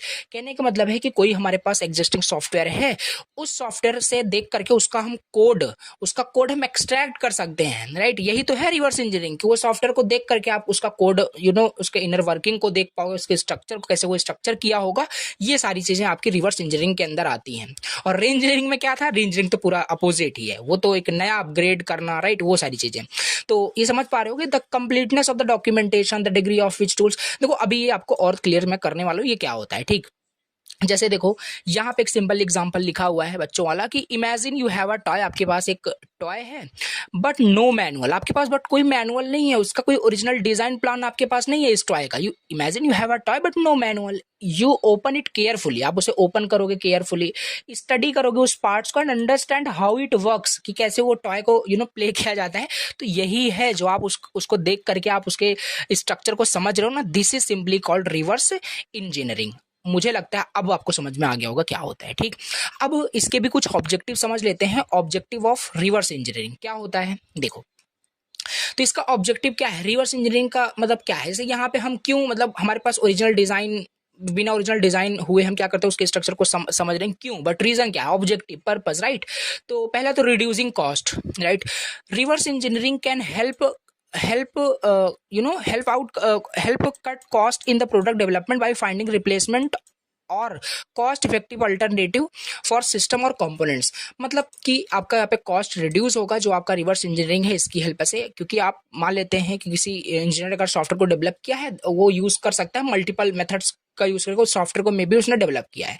तो अब उस सॉफ्टवेयर को देख करके आप स्ट्रक्चर खुद से क्रिएट करोगे। अभी इसको बताता हूँ, यहाँ पे देखो एग्जाम्पल आगे है, बहुत अच्छे समझ में आएगा। कॉस्ट रिड्यूस होगा। Analysis of security, reverse engineering is used in cyber security to examine exploits, vulnerabilities and malware, and this helps in understanding of threat mechanism and the development of practical defense by security expert। तो ये आपका one of इसका objective हो जाएगा, analysis of security. Points just याद रखना, integration and customization. Through this process of reverse engineering developers can incorporate or modify hardware or software components into pre-existing systems to improve their operation or tailor them to meet particular needs। So this is integration and customization। देखो ये सारे points ना अभी यहाँ पे समझ में आपको आ जाएंगे। देखो रिकवर करना लॉस्ट सोर्स कोड को, ये तो वही हो गया, मतलब रिवर्स इंजीनियरिंग का जो स्टार्टिंग बताया था कि मतलब कि कोई अगर लॉस्ट हो गया कोई सोर्स कोड तो उसको रिकवर करना, इस प्रोसेस से रिकवर कर सकते हैं, जिससे कि क्या होगा कि जो भी सॉफ्टवेयर एप्लीकेशन है उसका स्ट्रक्चर को हम क्या करेंगे, रिवर्स इंजीनियरिंग की हेल्प से उसके कोड को निकाल सकते हैं, राइट। तो और बग्स एंड मेंटेनेंस में तो ये आपका एक ऑब्जेक्टिव हो ही जाएगा। अब थोड़ा सा इसको और इसके स्टेप्स को समझेंगे तो जो भी डाउट हो रहा होगा सारी चीजें क्लियर हो जाएगी, राइट। देखो यहाँ पे स्टेप्स है सॉफ्टवेयर रिवर्स इंजीनियरिंग का। पहला यहाँ पे है कलेक्शन इन्फॉर्मेशन, राइट। पहला है कलेक्शन इन्फॉर्मेशन। इसमें क्या होगा कि इसमें first we gather all available things related to the software, right. अब जैसे हम रिवर्स इंजीनियरिंग करने जा रहे हैं, मतलब एक हमारे पास एग्जिस्टिंग सॉफ्टवेयर होगा, उसके बारे में हम क्या करेंगे, उसके स्ट्रक्चर को समझना कि हाउ इट वर्क्स, इनर कैसे उसकी वर्किंग हो रही है, ये आपका सॉफ्टवेयर रिवर्स इंजीनियरिंग रखा, राइट। अब इसमें हमारे पास क्या होगा, जितने भी अवेलेबल चीजें हमारे पास होगी वो चीज तो हम गैदर करेंगे ही करेंगे, लेकिन हमारे पास अगर सोर्स कोड है तो सोर्स कोड हो जाएगा, डिजाइन डॉक्यूमेंट्स, ओल्ड मैनुअल, पुराना मैनुअल क्या है, स्क्रीनशॉट, यूजर गाइड, ये सारी चीजें। सपोज कर लो, जैसे एग्जांपल देखो यहाँ पे लिखा है, suppose you find an old calculator application आपको मिला। नाउ आप कलेक्ट करोगे, you collect it's codes, files and any old notes about how it was made, कि ये कैसे बना था आपका ये सॉफ्टवेयर, कुछ भी इससे रिलेटेड कुछ भी अवेलेबल होगा उन सबको आप क्या करोगे, कलेक्ट कर लोगे, गैदर कर लोगे, सिंपली यही था। दूसरे में एग्जामिनिंग द इंफॉर्मेशन, राइट। इसमें क्या होगा, एग्जामिनिंग द इंफॉर्मेशन में now study everything you collected, जो चीज आपने अभी जस्ट यहाँ पे कलेक्ट किया, राइट, जैसे एग्जांपल यहाँ पे था, अब उनको आप डीपली स्टडी करोगे, अंडरस्टैंड करोगे हर एक फाइल्स को, फंक्शंस को, डॉक्यूमेंट को, कि क्या उसमें हो रहा है। जैसे एग्जांपल हमने कैलकुलेटर वाला लिया था ना, तो आप कैलकुलेटर का कोड देखोगे, राइट, डिफरेंट फंक्शंस को वहाँ पे देखोगे, जैसे वहाँ पे ऐड का फंक्शन होगा, सबट्रैक्ट, मल्टीप्लिकेशन, ऐसे ऐसे होगा, राइट। एग्जांपल समझो यहाँ पे ना, उसको समझोगे कि ऐसे वो काम कर रहा है। राइट। तो यही तो है कि उसको देख करके सॉफ्टवेयर एग्जिस्टिंग हमारे पास सॉफ्टवेयर है, उसको देख करके आगे वहाँ पे काम करना। जैसे यहाँ पे एक्सट्रैक्ट करेंगे हम स्ट्रक्चर को, जैसे हमने यहाँ पे क्या किया, अंडरस्टैंड कर लिया, स्टडी कर लिया ना, एक्सट्रैक्ट करेंगे स्ट्रक्चर को। After studying draw the structure of the software, फिर उस सॉफ्टवेयर का आप क्या करोगे, स्ट्रक्चर तैयार करोगे। Make a structure chart where each box represent one small part like a function module. जैसे इस तरीके से कुछ यहाँ पे आप चार्ट वहाँ पे बनाने वाले हो, लाइक कैलकुलेटर आपका था, राइट, आपने उसको स्टडी किया, आपको फंक्शंस मिला, सारे फंक्शंस मिला, आपने एक चार्ट बना लिया, राइट, इस तरीके का कुछ स्ट्रक्चर चार्ट बन जाता है। फिर इसके बाद क्या होगा कि फोर्थ में रिकॉर्डिंग द फंक्शनैलिटी। इसके बाद now write down what each functions और मॉड्यूल डज। अब यहाँ पे जितने भी फंक्शंस हैं, जितने भी मॉड्यूल्स हैं, हर मॉड्यूल्स क्या काम कर रहा है, इसको आप राइट डाउन करोगे, राइट डाउन करोगे। तो यही होता है रिकॉर्डिंग द फंक्शनलिटी। देखो यहाँ पे ना ये कंफ्यूज बिल्कुल मत होना कि ये रिवर्स इंजीनियरिंग कर क्या रहा है। मतलब कि हमारे पास एग्जिस्टिंग प्रोडक्ट था, सॉफ्टवेयर, तो उसको हमें स्टडी करना, राइट, कि क्या कैसे वो काम कर रहा है। हमारे पास ओरिजिनल उसका कुछ भी नहीं है, बस यही है, राइट, ठीक है। तो यहाँ पे हम कहाँ थे, रिकॉर्डिंग द फंक्शनलिटी। सारे फंक्शनलिटी को हमने रिकॉर्ड कर लिया, लाइक आपने एक स्मॉल एक नोट बना लिया, उसको रिकॉर्ड कर लिया, लाइक ऐड कर रहा है ए बी, ये 2 नंबर इनपुट ले रहा है, रिटर्न कर रहा है, सब्ट्रैक्शन, इस तरीके से सारी चीजें आपने रिकॉर्ड कर ली। कहने का मतलब हर फंक्शन, हर मॉड्यूल क्या काम कर रहा है, right. This is the recording with the functionality steps. Now fifth step में रिकॉर्डिंग डेटा फ्लो। अब डेटा का फ्लो कैसे हो रहा है, इसको भी रिकॉर्ड किया जाएगा। Next, so how data moves between different parts of the software, create a data flow diagram. DFD भी यहाँ पे तैयार किया जाता है, राइट, इनमें कि कैसे डेटा वहाँ पे फ्लो हो रहा है एक मॉड्यूल से दूसरे मॉड्यूल में, राइट। जैसे यूजर इनपुट किया 2 नंबर को, तो वो 2 नंबर कैसे ऐड मॉड्यूल में जा रहा है, राइट, फिर कैसे यूजर को आउटपुट दिख रहा है। तो एक सिंपल हम फ्लो चार्ट टाइप का या डीएफडी टाइप का क्रिएट करते हैं, जिससे हमें डेटा फ्लो वहाँ पे पता चलता है। तो ये कर क्या रहे हैं स्टेप्स में, हम ये जो भी हम पढ़ रहे हैं कर क्या रहे हैं, यहाँ पे ओरल स्टडी तो ही हो रही है जो एग्जिस्टिंग हमारे पास सॉफ्टवेयर है, कैलकुलेटर का एग्जाम्पल लिया था, राइट। रिकॉर्डिंग कंट्रोल फ्लो, फिर ये चीजें होगी, रिकॉर्डिंग कंट्रोल फ्लो। देखो स्टेप्स आपको लिखने हैं एग्जाम में ऐसे। So now record the order in which different part execute. Control flow क्या है, मतलब कि ऑर्डर को भी आपको वहाँ पे रिकॉर्ड करना है, किस तरीके से different parts of the software कैसे एग्जीक्यूट हो रहा है, right. So the high level control structure like if else loop. जैसे देखो यहाँ पे एग्जांपल है, user choose operation app, user ने मतलब कि ऑपरेशन चूज किया, ऐप चेक किया इनपुट वैलिड है कि नहीं, फिर कॉल किया करेक्ट फंक्शंस को। तो ये फ्लो देखो कैसे इस तरीके से फ्लो को भी यहाँ पे रिकॉर्ड किया जाता है, राइट, कि यूजर ने सही ऑपरेशन चूज किया है कि नहीं, उसको चेक किया जाएगा, वैलिडेट किया जाएगा, फिर फंक्शंस को कॉल कर देगा, रिजल्ट वहाँ पे। दिस इज हाउ कि कंट्रोल फ्लो कैसे काम कर रहा है। तो कंट्रोल फ्लो डायग्राम भी यहाँ पे बनाया जाता है, रिकॉर्ड किया जाता है। क्यों, क्योंकि स्टडी करना है एग्जिस्टिंग सॉफ्टवेयर का, ठीक है। 7 स्टेप यहाँ पे है, रिव्यू करना, एक्सट्रैक्टेड डिजाइन। सो फाइनली यहाँ पे यही सेम चीज रिपीट होगी, check again and again if your understanding is correct. तो फाइनली जब आपकी सारी अंडरस्टैंडिंग समझ में आ जाएगी कैसे सॉफ्टवेयर ये काम कर रहा है, बस यही है आपका रिवर्स इंजीनियरिंग, कि उसको समझना कि कैसे वो काम कर रहा है सॉफ्टवेयर, उसकी इनर वर्किंग कैसी है, बिना उसके कोड को देखे। समझ रहे हो, तो यही है सब। ऐसे जब लगातार ये स्टेप्स को रिपीट करते रहोगे तो now your understanding is very clear that means कि कैसे आपका ये सॉफ्टवेयर काम कर रहा है। तो अगर कुछ भी मिस्टेक्स उसमें मिलती है तो उसको फाइंड करके फिर आप क्या करोगे, सॉल्व करोगे। So you review your charts, फिर आप जो आपने जो चार्ट बनाया, जो नोट्स बनाया, जो भी रिकॉर्ड आपने किया, उसको आप रिव्यू करोगे। If you find that you missed the clear button in the calculator you added, तो हाँ आपने क्या किया, सारी चीजें को आपने एनालाइज किया और आपको पता चला कि वहाँ पे क्लियर बटन ही वहाँ पे सॉफ्टवेयर में ऐड नहीं किया। तो इससे क्या किया, आपने एग्जिस्टिंग सॉफ्टवेयर को स्टडी करके उसमें इंप्रूवमेंट लाने की कोशिश की। तो यही इस तरीके से देखो कैसे ये रिवर्स इंजीनियरिंग आपका ये काम कर रहा है। मुझे लगता है बहुत अच्छे से आपको क्लियर हो गया होगा। नाउ इसके बाद है यहाँ पे जनरेट डॉक्यूमेंटेशन। फिर आप सब कुछ कर लोगे तो एक डॉक्यूमेंटेशन भी तैयार कर लोगे, क्योंकि रिवर्स इंजीनियरिंग आपने प्रोसेस अप्लाई किया सॉफ्टवेयर के ऊपर, उसको इंप्रूव किया, क्लियर बटन मान लेते हैं आपने यहाँ पे ऐड किया। तो finally creates full proper documents like SRS तैयार करोगे, design document, right, overview of the software कि आप क्या कर रहा है, राइट। तो यही है आपका क्या, रिवर्स इंजीनियरिंग प्रोसेस, राइट। अब यहाँ पे आप एक नीट फाइल क्रिएट करोगे that explain everything about the old calculator app so that everyone no in the future can understand it easily. जैसे यहाँ पे वही कैलकुलेटर का एग्जांपल लेकर के मैंने सारी चीजें आपको एक्सप्लेन की। This is simply reverse engineering हो रहा है कि एग्जिस्टिंग प्रोडक्ट सॉफ्टवेयर था, उसको स्टडी किया, इंप्रूवमेंट किया, सिंपली डॉक्यूमेंटेशन राइट किया गया। तो 8 स्टेप्स यहाँ पे इन्वॉल्व हैं। 8 के 8 स्टेप्स को आपको यहाँ पे क्या करना है, जस्ट आपको एक्सप्लेन कर देना है। और हो सके तो यहाँ पे आप अपना क्रिएटिविटी लगा करके 8 स्टेप्स का कुछ डायग्राम भी यहाँ पे बना सकते हो, राइट। तो ये हो गया। अब इसमें हम थोड़ा सा डिफरेंस समझ लेते हैं। What is the difference between री इंजीनियरिंग एंड रिवर्स इंजीनियरिंग, दोनों में डिफरेंस क्या होता है, मे भी इसका प्रोसेस ना पूछे, डिफरेंस ही पूछ ले 7 मार्क्स में, तो ये सारी चीज़ें याद रखनी पड़ेगी आपको। तो री इंजीनियरिंग क्या था? री इंजीनियरिंग का मीनिंग इन पॉइंट के बेसिस पे डिफरेंशिएट करना है। तो मीनिंग क्या था इसका? मीनिंग ये था कि इंप्रूव करना, अपडेट, मतलब कहने मतलब अपग्रेडिंग अ सॉफ्टवेयर, यही है reengineering, right. Reverse engineering में understanding and analysing existing software को वहां पे एनालाइज करना, ये था आपका रिवर्स इंजीनियरिंग। गोल क्या है री इंजीनियरिंग का? री इंजीनियरिंग का गोल है make software better, faster and easier to maintain. Yes, इसीलिए री इंजीनियरिंग करते थे। इसका गोल क्या है? Find out how software works without original plans. हमारे पास ओरिजिनल कुछ भी उसका नहीं है सॉफ्टवेयर का, बिना उसके हम फाइंड आउट कर रहे हैं कि कैसे, उसका गोल क्या है, राइट। तो ये रिवर्स इंजीनियरिंग है। वर्क स्टाइल इसका देखो क्या है, चेंज और add feature to old software. इसमें study old software to recover design और कोड। कब यूज होता है? when you want to upgrade a working system, तब हम यूज करते हैं। when you don't have the original design और documents, then आप रिवर्स इंजीनियरिंग करते हो। एग्जाम्पल जैसे updating 2010 app to this mobile, right. तो वो अपडेट हुआ, जैसे स्टडी करना इस एप्लीकेशंस को, राइट, कैसे बना था, क्या चीजें उस टाइम थी, तो ये रिवर्स इंजीनियरिंग करता है, राइट। आई होप आपको ये सारी चीजें बिल्कुल क्लियर हो गई होगी, काफी इंपॉर्टेंट था, राइट। तो ये हो गया इस तरीके से आपका ये भी टॉपिक फिनिश। एक बार फिर से मैं आपको दिखाता हूँ सिलेबस, क्या हमने डिस्कस कर लिया, राइट। हमने ये सारी चीजें प्रीवियस लेक्चर में डिस्कस की ही थी। रिवर्स इंजीनियरिंग को हमने इन डिटेल में डिस्कस कर लिया, और इन दोनों में डिफरेंस क्या होता है ये भी डिस्कस कर लिया। What is software configuration management, इसे समझते हैं, इसका ऑब्जेक्टिव देखेंगे, राइट, और इसमें कुछ टास्क होते हैं जो इन्वॉल्व होते हैं, इसका प्रोसेस बोल सकते हो, राइट।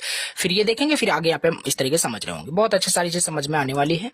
तो अगर लेक्चर को फर्स्ट टाइम देख रहे हो तो प्लीज जाके आप सारे प्लेलिस्ट को एक्सेस कर सकते हो, राइट। प्लेलिस्ट सॉफ्टवेयर इंजीनियरिंग का प्लेलिस्ट और अदर भी सब्जेक्ट का प्लेलिस्ट आप एक्सेस कर सकते हो, बहुत अच्छे सारी आपको समझ में आ जाएगा। और प्लीज कमेंट कर देना अगर लेक्चर आपको समझ में आए। आप आई थिंक भूल जाते हो, लाइक भी नहीं करते, दैट इज वेरी सही नहीं है, तो प्लीज लाइक करना। तो चलिए अब यहाँ पे स्टार्ट करते हैं। So what is software configuration management, क्या होता है सॉफ्टवेयर कॉन्फ़िगरेशन मैनेजमेंट? देखो, it is a process of tracking and controlling changes in the software. देखो एग्जांपल से बताता हूँ। जैसे यहाँ पे मान लेते हैं आप हो, राइट, थोड़ा सा इसको रिलेट करना।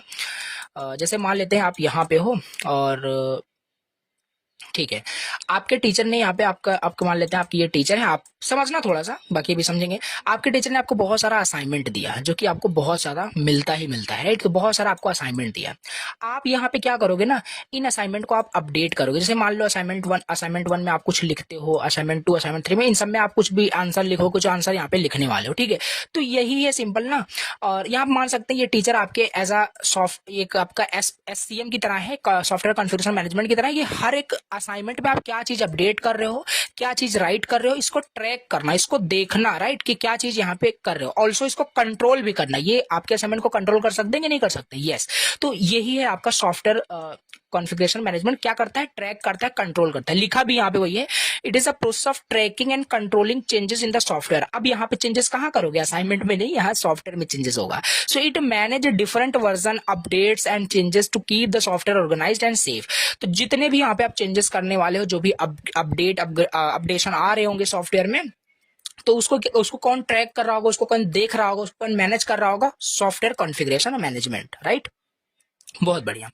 एक सिंपल एग्जांपल यहाँ पे वही दिया हुआ है जो मैंने अभी जस्ट एक्सप्लेन किया। मान लेते हैं आप एक बुक राइट कर रहे हो with your friends, right. Everyone edits different chapter, और हर वहां पे मतलब डिफरेंट चैप्टर को हर कोई ऐड मतलब कि वहां पे एडिट कर रहा है। तो SCM is like a manager की तरह होगा, जो ट्रैक करेगा कि क्या चेंज हो रहा है, कौन चेंज किया, कब किया, क्यों किया, जैसे कि फर्दर कोई कंफ्यूजन ना हो, समझ रहे हो। जैसे मान लो सॉफ्टवेयर में कुछ चेंजेस किया गया, अपडेट कर दिया गया, और पता ही नहीं चला कौन अपडेट किया, राइट। तो क्या है, प्रॉब्लम होगी कि नहीं होगी? तो इन सबको भी हैंडल करने के लिए यहाँ पे सब टेक्निक, मेथड, प्रोसेस दिया है सॉफ्टवेयर कॉन्फ़िगरेशन मैनेजमेंट। बहुत बढ़िया। इसका ऑब्जेक्टिव देखो क्या समझ में आ रहा है। ऑब्जेक्टिव पॉइंट टू पॉइंट आप लिख सकते हो। Track every changes made to the software, जितने भी चेंजेस सॉफ्टवेयर में होता है सब कुछ ट्रैक होता है। जैसे व्हाट्सएप भी स्टार्टिंग में क्या था और क्या से क्या उसमें फीचर्स आज ऐड हो गए हैं, तो वो सारी चीजें ट्रैक की जाती है, राइट। नोटिस मतलब नोट किया जाता है कि कब क्या अपडेट हुआ है, तो ट्रैक करना, राइट। तो एक सॉफ्टवेयर कॉन्फ़िगरेशन मैनेजमेंट का यही मतलब है। Save old version so you can go back if needed, right. Yes, सारे ओल्ड वर्जन भी सेव होते हैं। Avoid confusion when many peoples works together, protect होता है सॉफ्टवेयर आपका, राइट, सिक्योरिटी पर्पज में। सो मेक इट इजी हो जाएगा। तो ये ऑब्जेक्टिव यानी नीड आप लिख सकते हो। ठीक। अब कुछ आपके टास्क होते हैं, मेन टास्क होते हैं जो सॉफ्टवेयर कॉन्फ़िगरेशन मैनेजमेंट प्रोसेस में इंप्लीमेंट होते हैं। तो अब इन्हीं को हम यहाँ पे समझ लेते हैं, राइट। चलिए, पहला होता है आपका कॉन्फ़िगरेशन आइडेंटिफिकेशन। कॉन्फ़िगरेशन आइडेंटिफिकेशन का मतलब होता है finding and naming all important items in a project like code, files, documents, design. तो उसको कॉन्फ़िगर कर लेना, उसको आइडेंटिफाई कर लेना। जो भी मतलब आपका कोई मान लेते हैं प्रोजेक्ट है आपका सॉफ्टवेयर, उसमें बहुत सारे आपके फाइल्स होंगे, बहुत सारे कोड फाइल्स होंगे, डॉक्यूमेंट, डिजाइन, बहुत सारी चीजें होगी। तो उसमें इंपॉर्टेंट जो आइटम्स हैं उनको क्या करना, आइडेंटिफाई कर लेना। सिंपली यही है कॉन्फ़िगरेशन आइडेंटिफिकेशन का मतलब। जैसे लिखा है यहाँ पे, to know what is the part of the software and what's needs to be managed. तो हो ऐसा मतलब पता होता है इनको कि सॉफ्टवेयर मतलब ये कॉन्फ़िगरेशन आइडेंटिफिकेशन में ये कौन सा पार्ट कितना इंपॉर्टेंट है, कौन से पार्ट मैनेज करना है। तो वो चीज वहां पे मतलब कि क्या होता है कि उसको आइडेंटिफाई किया जाता है। List of important items like ये आपका एक मॉड्यूल है, राइट, एक मॉड्यूल है। तो इन सब में से जो आपका मतलब इंपॉर्टेंट जो भी मॉड्यूल्स हैं, इंपॉर्टेंट जो आपके आइटम्स हैं, उसको क्या करना, आइडेंटिफाई करना। ये आपका कॉन्फ़िगरेशन आइडेंटिफिकेशन का मतलब होता है। ये जस्ट आपको स्टेप में इसको लिखना है। दूसरा बेस लाइन चेंज कंट्रोल होता है। बेस लाइन चेंज कंट्रोल क्या है, setting a baseline and approved version and controlling any changes after that. इसका मतलब क्या है, सिंपली यहाँ पे जो भी एक बेसलाइन का मतलब होता है अप्रूव्ड वर्जन। जो भी चेंजेस किया गया सॉफ्टवेयर में तो वो अप्रूव्ड भी होता होगा, तो अप्रूव्ड वर्जन को ही हम बेसलाइन कहते हैं। तो कंट्रोल करना कोई भी चेंजेस आफ्टर दैट। तो जैसे देखो, to make sure changes are properly reviewed and approved not randomly. ऐसा ही नहीं कि जो चेंजेस हैं रैंडमली वहां पे कर दिए गए, राइट, उसको प्रॉपरली रिव्यू किया जाता है, अप्रूव किया जाता है, राइट। तो ये आपका होता है बेस लाइन चेंज कंट्रोल। मतलब अप्रूव्ड वर्जन में आपका वो चेंज जो है हुआ है, समझ रहे हो। तो जैसे वर्जन 1.0 आपका क्या हुआ, रिलीज हुआ, एनी न्यू फीचर्स और बग्स वहां पे मतलब ऐड हुए, राइट, बग वहां पे ऐड हुए। तो इससे क्या होगा, सिंपली अब and approved before adding to the version 1.1। देखो इसका मतलब यहाँ पे ये लिखा है, version 1.0 is released, any new features और bug fix must be requested, reviewed and approved before adding to version 1.1। तो आपका 1.0 वर्जन रिलीज हुआ, उसमें नए फीचर्स आपके ऐड हुए, डिफरेंट डिफरेंट। तो ये चीजें अप्रूव होनी चाहिए, राइट। ये चीजें अप्रूव होगी देन हम नया वर्जन वहां पे ऐड करेंगे, अदरवाइज नहीं। तो ये कुछ इसका बेसलाइन चेंज कंट्रोल का मतलब होता है। तो ये कुछ टास्क होते हैं, रिमेंबर रखने। Third, configuration status accounting. Configuration status accounting का मतलब क्या होता है, keeping records and reports about the current status of all items and changes. मतलब अब जो भी सॉफ्टवेयर में आपने चेंजेस किया, राइट, जो भी कंपोनेंट में जो भी आपने चेंजेस किया, उसका एक स्टेटस मेंटेन रखना, राइट, एक रिकॉर्ड, एक रिपोर्ट मेंटेन रखना, जिससे कि कौन सा वर्जन आपका एक्टिव है, कौन सा वर्जन आपका इनएक्टिव है, कौन सा पेंडिंग है, वो सब वहां पे हमें उसी की कॉन्फ़िगरेशन स्टेटस अकाउंटिंग को देख के पता चल जाता है। समझ पा रहे हो। जैसे यहाँ पे देखो, रिपोर्टिंग, जैसे एक रिपोर्ट शो कर रहा है, फाइल जो पेमेंट डॉट एचटीएमएल है वो अपडेट किया गया है इनके जरिए इतने तारीख को, राइट। तो ऐसा कुछ यहाँ पे एक स्टेटस वहां पे रिकॉर्ड किया जाएगा। और मान लेते हैं अभी ये जो बग है अभी पेंडिंग में दिखा रहा है, राइट, तो इसको भी फिक्स किया जाएगा। इस तरीके से स्टेटस अकाउंटिंग वहां पे क्या किया जाएगा, एक रिकॉर्ड, एक रिपोर्ट तैयार किया जाएगा about the current status of all items and the changes which are made in the software, right. तो ये है कॉन्फ़िगरेशन स्टेटस अकाउंटिंग का मतलब। Now configuration audit and reviews भी देख लेते हैं। तो checking and verifying that all changes are correct and properly documented. तो उसको रिव्यू करके ही वहां पे चेंजेस को वेरीफाई किया जाता है कि सही से आपका वो करेक्ट है, कि प्रॉपर्ली डॉक्यूमेंटेड है कि नहीं। देन मतलब यही होता है आपका कॉन्फ़िगरेशन ऑडिट एंड रिव्यू का मतलब। To ensure the software is reliable, consistent, meets the requirement before releasing version 2.0, team उसे ऑडिट करेगा। ऑल न्यू फीचर्स उसको पहले टेस्ट किया जाएगा, राइट, यही होता है कॉन्फ़िगरेशन ऑडिट का मतलब।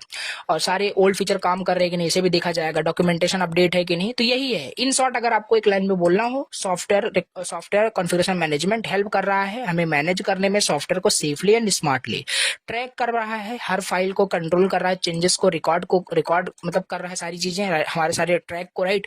तो जैसे कि सारी चीजें वहां से प्रॉपरली काम कर रही हो, समझ पा रहे हो। तो ये होता है आपका सॉफ्टवेयर कॉन्फ़िगरेशन मैनेजमेंट, और ये टास्क आपको याद रखने हैं, राइट। अब यहाँ पे हम समझते हैं next topic, that is software version control क्या होता है, राइट। सॉफ्टवेयर वर्जन कंट्रोल क्या है, software version control is the process of managing different version of your software files like code, document, design. तो देखो सिंपल इसका मतलब है सॉफ्टवेयर वर्जन कंट्रोल का कि मैनेज करना different version of your software files like your code document design different different चीजें। देखो जैसे आपका जो सॉफ्टवेयर है उसमें जब अपडेट किया जाएगा तो डिफरेंट डिफरेंट वर्जन वहां पे आते रहते हैं, तो उन्हीं वर्जन को ना ये सॉफ्टवेयर वर्जन कंट्रोल क्या करेगा, मैनेज करके रखेगा, राइट। जिससे कि एवरी चेंजेस यू मेक, जो भी चेंजेस आप सॉफ्टवेयर में करोगे वो चीज यहाँ पे आपकी क्या की जाएगी, मैनेज की जाएगी। Go back to the older version if something goes wrong, अगर कुछ वहां पे गलत हो जाता है लेटेस्ट वर्जन के साथ तो उसे रिवर्ट बैक भी किया जा सकता है, अलाउ मैनी पीपल। तो इसका एक एग्जांपल से आप क्लियर कर लेते हैं। जैसे देखो इमेजिन कर लीजिए you are writing an assignment and save version like assignment version 1, assignment version 2, assignment version 3। इस टाइप से आप यहाँ पे क्या कर रहे हो, एक असाइनमेंट लिख रहे हो, पहले असाइनमेंट वर्जन 1 नाम आपने किया, फिर असाइनमेंट मतलब वर्जन 2 एंड फाइनल वाला आपका है असाइनमेंट फाइनल करके, राइट। ऐसे कुछ असाइनमेंट आप राइट कर रहे हो और वर्जन को इस तरीके से सेव कर रहे हो, तो you are manually doing version control. आप मैनुअली यहाँ पे मतलब वर्जन कंट्रोल कर रहे हो, इसको वर्जन 1 वर्जन 2 मैनेज कर रहे हो, राइट। तो ये सारी चीजें अब आपको नहीं करनी, ये चीज कौन करेगा, सॉफ्टवेयर वर्जन कंट्रोल। बस in real software projects tools like Git and GitHub, ये यही सब तो है सॉफ्टवेयर वर्जन कंट्रोल जो मैनेज करके रखते हैं। यूज करते हो I think Git and GitHub. तो गिट एंड गिटहब क्या होता है, वर्जन कंट्रोल सिस्टम ही होता है जो क्या करता है, हर चेंजेस को, हर वर्जन को वो ट्रैक करके रखता है। और कभी भी अगर आपको इन फ्यूचर जो अब लेटेस्ट वर्जन में कुछ प्रॉब्लम आती है, वहां पे आपको जो है मतलब रीडिप्लॉय करने का ऑप्शन आता है, रिवर्ट बैक वहां पे आप कर सकते हो, ठीक है। तो software version control is nothing but Git and GitHub जो यूज करते हो वर्जन कंट्रोल सिस्टम को ही हम यहाँ पे बोल रहे हैं। ऑटोमेटिकली वो मैनेज करता है, हमें मैनुअली करने की जरूरत नहीं है, समझ रहे हो। तो ये है। अब इसमें भी कुछ एक्टिविटीज होती हैं, 8 एक्टिविटीज यहाँ पे होती है, इसे और यहाँ पे हम समझ लेते हैं, राइट। तो देख लेते हैं 8 एक्टिविटीज नहीं तो वो दूसरा है भी हम देखते हैं। तो मेन एक्टिविटीज जो सॉफ्टवेयर वर्जन कंट्रोल में होता है वो आपका क्या होता है, पहला identification of new version. New version को पहले इसमें आइडेंटिफाई करेगा आपका ये जो सॉफ्टवेयर वर्जन कंट्रोल है। इसमें कैसे, identification of new version, recognising when a new version of the software is created after changes like adding feature fixing, कुछ भी होगा नया वर्जन जब रिलीज होगा उसको आइडेंटिफाई करेगा, राइट। और अब डिफरेंट डिफरेंट स्टेजेस पे आपका कमिट होता है, राइट। ये चीज आपको पता होना चाहिए। After adding a forget password का फीचर आपने ऐड किया, आप एक न्यू वर्जन क्रिएट करोगे लाइक वर्जन 1.1, तो इसे आइडेंटिफाई किया जाएगा एक न्यू वर्जन को। दूसरे में numbering scheme, giving version number to the software structured way to show updates clearly to easily understand the size of changes, small updates versus big updates. कहने का मतलब है जितने भी चेंजेस करोगे उन चेंजेस को क्या किया जाएगा, उसको एक वर्जन नंबर दिया जाएगा नंबरिंग स्कीम में कि हाँ ये वर्जन 1.1 है, वर्जन 1.2 है, राइट। और जो भी आपकी स्मॉल अपडेट्स हैं, बिग अपडेट्स हैं, उनको भी यहाँ पे कैटेगराइज किया जाएगा, जो भी मेजर माइनर आपके अपडेट्स हैं, राइट। मेजर मतलब big changes, minor small changes, patch मतलब बहुत छोटा चेंजेस वहां पे किया गया है। तो इस तरीके से वहां पे नंबरिंग स्कीम की जाती है। तो ये सब सॉफ्टवेयर कंट्रोल मैकेनिज्म वहां पे sorry configuration manage software version control कर रहा होता है। जैसे वर्जन 1.0 ये आपका क्या है, इनिशियल रिलीज है। वर्जन 1.1 क्या है, एडेड न्यू फीचर ऐड कर दिया गया, राइट। तो एक स्मॉल बग यहाँ पे फिक्स किया गया। तो इस तरीके से क्या हो रहा है, नंबरिंग स्कीम यहाँ पे हो रही है। तीसरा है विजिबिलिटी। विजिबिलिटी में making sure that everyone in the team knows what the current version is and what changes have been made. Visibility का मतलब है ये जो भी चेंजेस, जो भी वर्जन, नए नए वर्जन, पुराने वर्जन, जो कुछ भी अपडेट किए जा रहे हैं, वर्जन रिलीज हो रहे हैं, ये सब विजिबल होना चाहिए। जो भी करंट एम्प्लॉयज, जो भी टीम है, उनको पता होना चाहिए क्या वर्जन है, क्या वर्जन में क्या अपडेट किया गया है, वो सारी चीजें, जिससे कि फर्दर कोई कंफ्यूजन वहां पे ना हो, राइट। सब लोग वहां पे अपडेटेड रहें about that software, right. The team shares a document. तो ये सारी चीजें सिंपल सी बात है मैनेज की जाती हैं लेटेस्ट मतलब कि डॉक्यूमेंटेड मतलब डॉक्यूमेंटेशन में, राइट। तो latest version 2.0 cart and payment features updated. तो इस तरीके से कुछ अपडेट अगर आया है तो ये सब डॉक्यूमेंट में वहां नोट कर दिया जाएगा, जिससे अदर जो टीम मेंबर है वो समझ पाए क्या अपडेट यहाँ पे किया गया है, समझ पा रहे हो। तो गिट एंड गिटहब यहाँ पे यूज किया ही जाता है, सारी चीजें समझ पा रहे हो, यहाँ पे लिखा है एग्जाम्पल।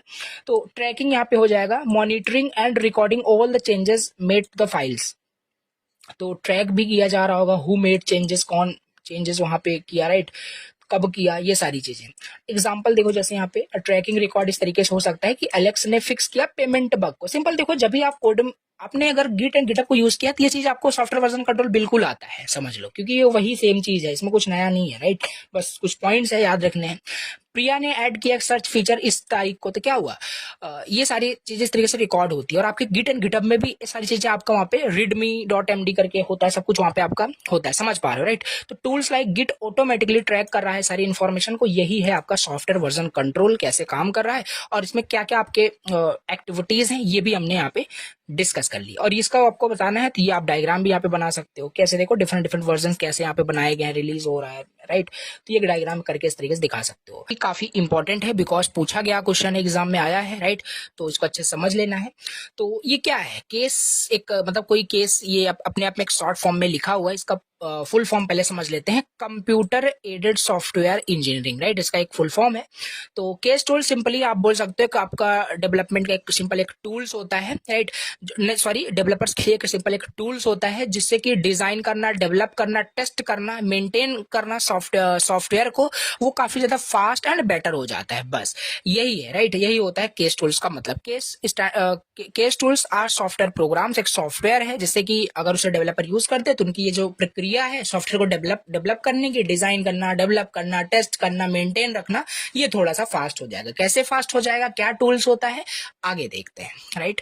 तो लिखा है थोड़ा सा और इजी सिंपल लैंग्वेज में, इससे समझ में आ जाए कि स्मार्ट असिस्टेंट्स की तरह बोल सकते हो। सॉफ्टवेयर इंजीनियर के लिए ये आपका टूल होता है जिससे कि बहुत सारा काम उनका ऑटोमेट हो जाता है, ठीक है। ऑटोमेट हो जाएगा तो फास्ट तो हो ही जाएगा, ठीक। तो आओ थोड़ा सा आगे अब इसको डिटेल समझने की कोशिश करते हैं।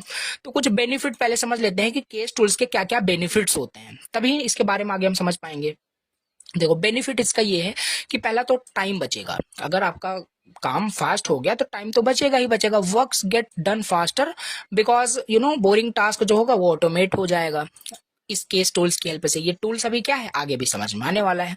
सो इम्प्रूव्स क्वालिटी भी इम्प्रूव हो जाएगी, right. Fewer mistakes because tools check for errors. तो जो छोटे छोटे जो एरर्स होंगे जो हम नहीं पहचान पाते एज अ ह्यूमन, तो वो टूल्स जो है वो हमें फाइंड करके उसको फिक्स करके देता है, तो क्वालिटी इंप्रूव हो जाएगी। बेटर डॉक्यूमेंटेशन हो पाता है, केस टूल्स जनरेट करता है क्लीन ऑर्गेनाइज्ड डॉक्यूमेंट को भी ऑटोमेटिकली जनरेट कर देता है। तो सारी चीजें ऑटोमेट होने जा रही है अभी, राइट। सो यही सिंपल चीज है। एंड ऑफ द हम यूनिट पहुंचे हैं, तो ये चीज कैसे, मतलब पूरी चीज हम यहाँ पे समझने की कोशिश कर रहे हैं। अब यहाँ पे आधा से ज्यादा काम यहाँ पे ऑटोमेट हो जाएगा। तो टीम कोलैबोरेशन यानी easy to share work among team members, ये इसका एक आपका बेनिफिट हो जाएगा। Cost effective, most important, money, right. So saves money in the long run because less manual work is needed, right. तो अब इसे चलो, इसका बेनिफिट तो हमने समझ लिया, इसकी कुछ लिमिटेशन भी देखते हैं, राइट। तो बेनिफिट लिमिटेशन करके पूछा गया था, तो यहाँ पे इसीलिए मेंशन किया गया है। तो लिमिटेशन ऑफ केस टूल्स में क्या है, जैसे देखो ये हो सकता है कोई स्मॉल अगर वेबसाइट है, कोई मान लेते छोटी वेबसाइट है, अगर उसके लिए इस टाइप का अगर टूल यूज करोगे तो ये तो बिल्कुल क्या है, अपोजिट हो जाएगा, राइट, और एक्सपेंसिव हो जाएगा। तो स्मॉल कोई वेबसाइट है तो उसके लिए ये केस टूल्स कोई जरूरी नहीं है, राइट, कि आप यूज करें, बिकॉज ये ऑल्सो एक्सपेंसिव होता है, तो ओवरकिल हो जाएगा फिर आपका, राइट। तो ये चीज है, इसका लिमिटेशन यही है कि हाई कॉस्ट आपका ये होता है। Good CASE tools can be expensive to buy, तो इसको बाय करना पड़ता है डेवलपर्स को, राइट, जैसे उनका काम ऑटोमेट होगा, सिंपल एक सॉफ्टवेयर है, प्रोग्राम है, राइट। तो कोई छोटी वेबसाइट के लिए, छोटे प्रोजेक्ट के लिए आपको इसको बाय नहीं करना है, तो ये सारी चीज यहाँ पे लिखी है। तो कॉस्ट ज्यादा है। लर्निंग कर्व जो होता है, developers need time to learn how to use them. अब ऐसा नहीं है ये टूल्स है, राइट, तो इसको सीखना पड़ेगा, इसको कैसे यूज करते हैं, कैसे हमारा काम ऑटोमेट हो जाएगा। तो ये टूल्स है तो उसको सीखना पड़ेगा। लर्निंग का भी यहाँ पे बस एक लिमिटेशन है। Tools compatibility issue, different case tools में नॉट वर्क वेल टुगेदर, तो ये भी होता है, right. So not suitable for every project, her project के लिए सुटेबल नहीं, ये मैं पहले बता दिया, ठीक। तो ये है इसके कुछ लिमिटेशन एंड बेनिफिट्स। नाउ अब हम समझते हैं जो इंपॉर्टेंट है, जो पूछा गया है, architecture of a CASE environment. Case tools क्या होता है एक्सप्लेन कर दिया आपको, पर इसका आर्किटेक्चर भी समझ लेते हैं, क्या क्या आर्किटेक्चर होते हैं केस इन्वायरमेंट के, राइट। अ केस इन्वायरमेंट का मतलब है कि how all CASE tools are organised and works together, वही एक केस इन्वायरमेंट का मतलब। CASE environment is nothing but जहां बहुत सारे हमारे पास जो केस टूल्स है वो आपस में कैसे कंबाइन होकर के काम करेंगे, ऑर्गेनाइज कैसे होंगे कि इन्वायरमेंट में, वो आपका केस इन्वायरमेंट होता है। अब इसके 3 पार्ट्स मेनली होते हैं। It has three parts, right, mainly. तो फर्स्ट हमारे पास है user interface. The screen you interact with. अब सिंपल सी बात है, ये टूल्स है, यहाँ पे कुछ नया चीज मत समझ लेना, नहीं तो कंफ्यूज हो रहे हो। आई थिंक ये टूल्स क्या है, यूजर इंटरफेस रट रहे हो। तो कहने वाला ये केस एक टूल हो गया, आप उस टूल को यूज करोगे तो टूल में बहुत सारे यूजर इंटरफेस दिखेगा, काफी सारे आपको हमें बटन्स दिखेंगे, तो वो सारी चीजें यहाँ पे लिखी हुई है। तो 3 पार्ट्स मेनली इस केस टूल्स में होते हैं। पहला यूजर इंटरफेस। यूजर इंटरफेस मतलब स्क्रीन आपको दिखेगा, बहुत सारे बटन्स, मेन्यूज, विंडोज उस टूल्स को यूज करने के लिए आपको दिखने वाले हैं।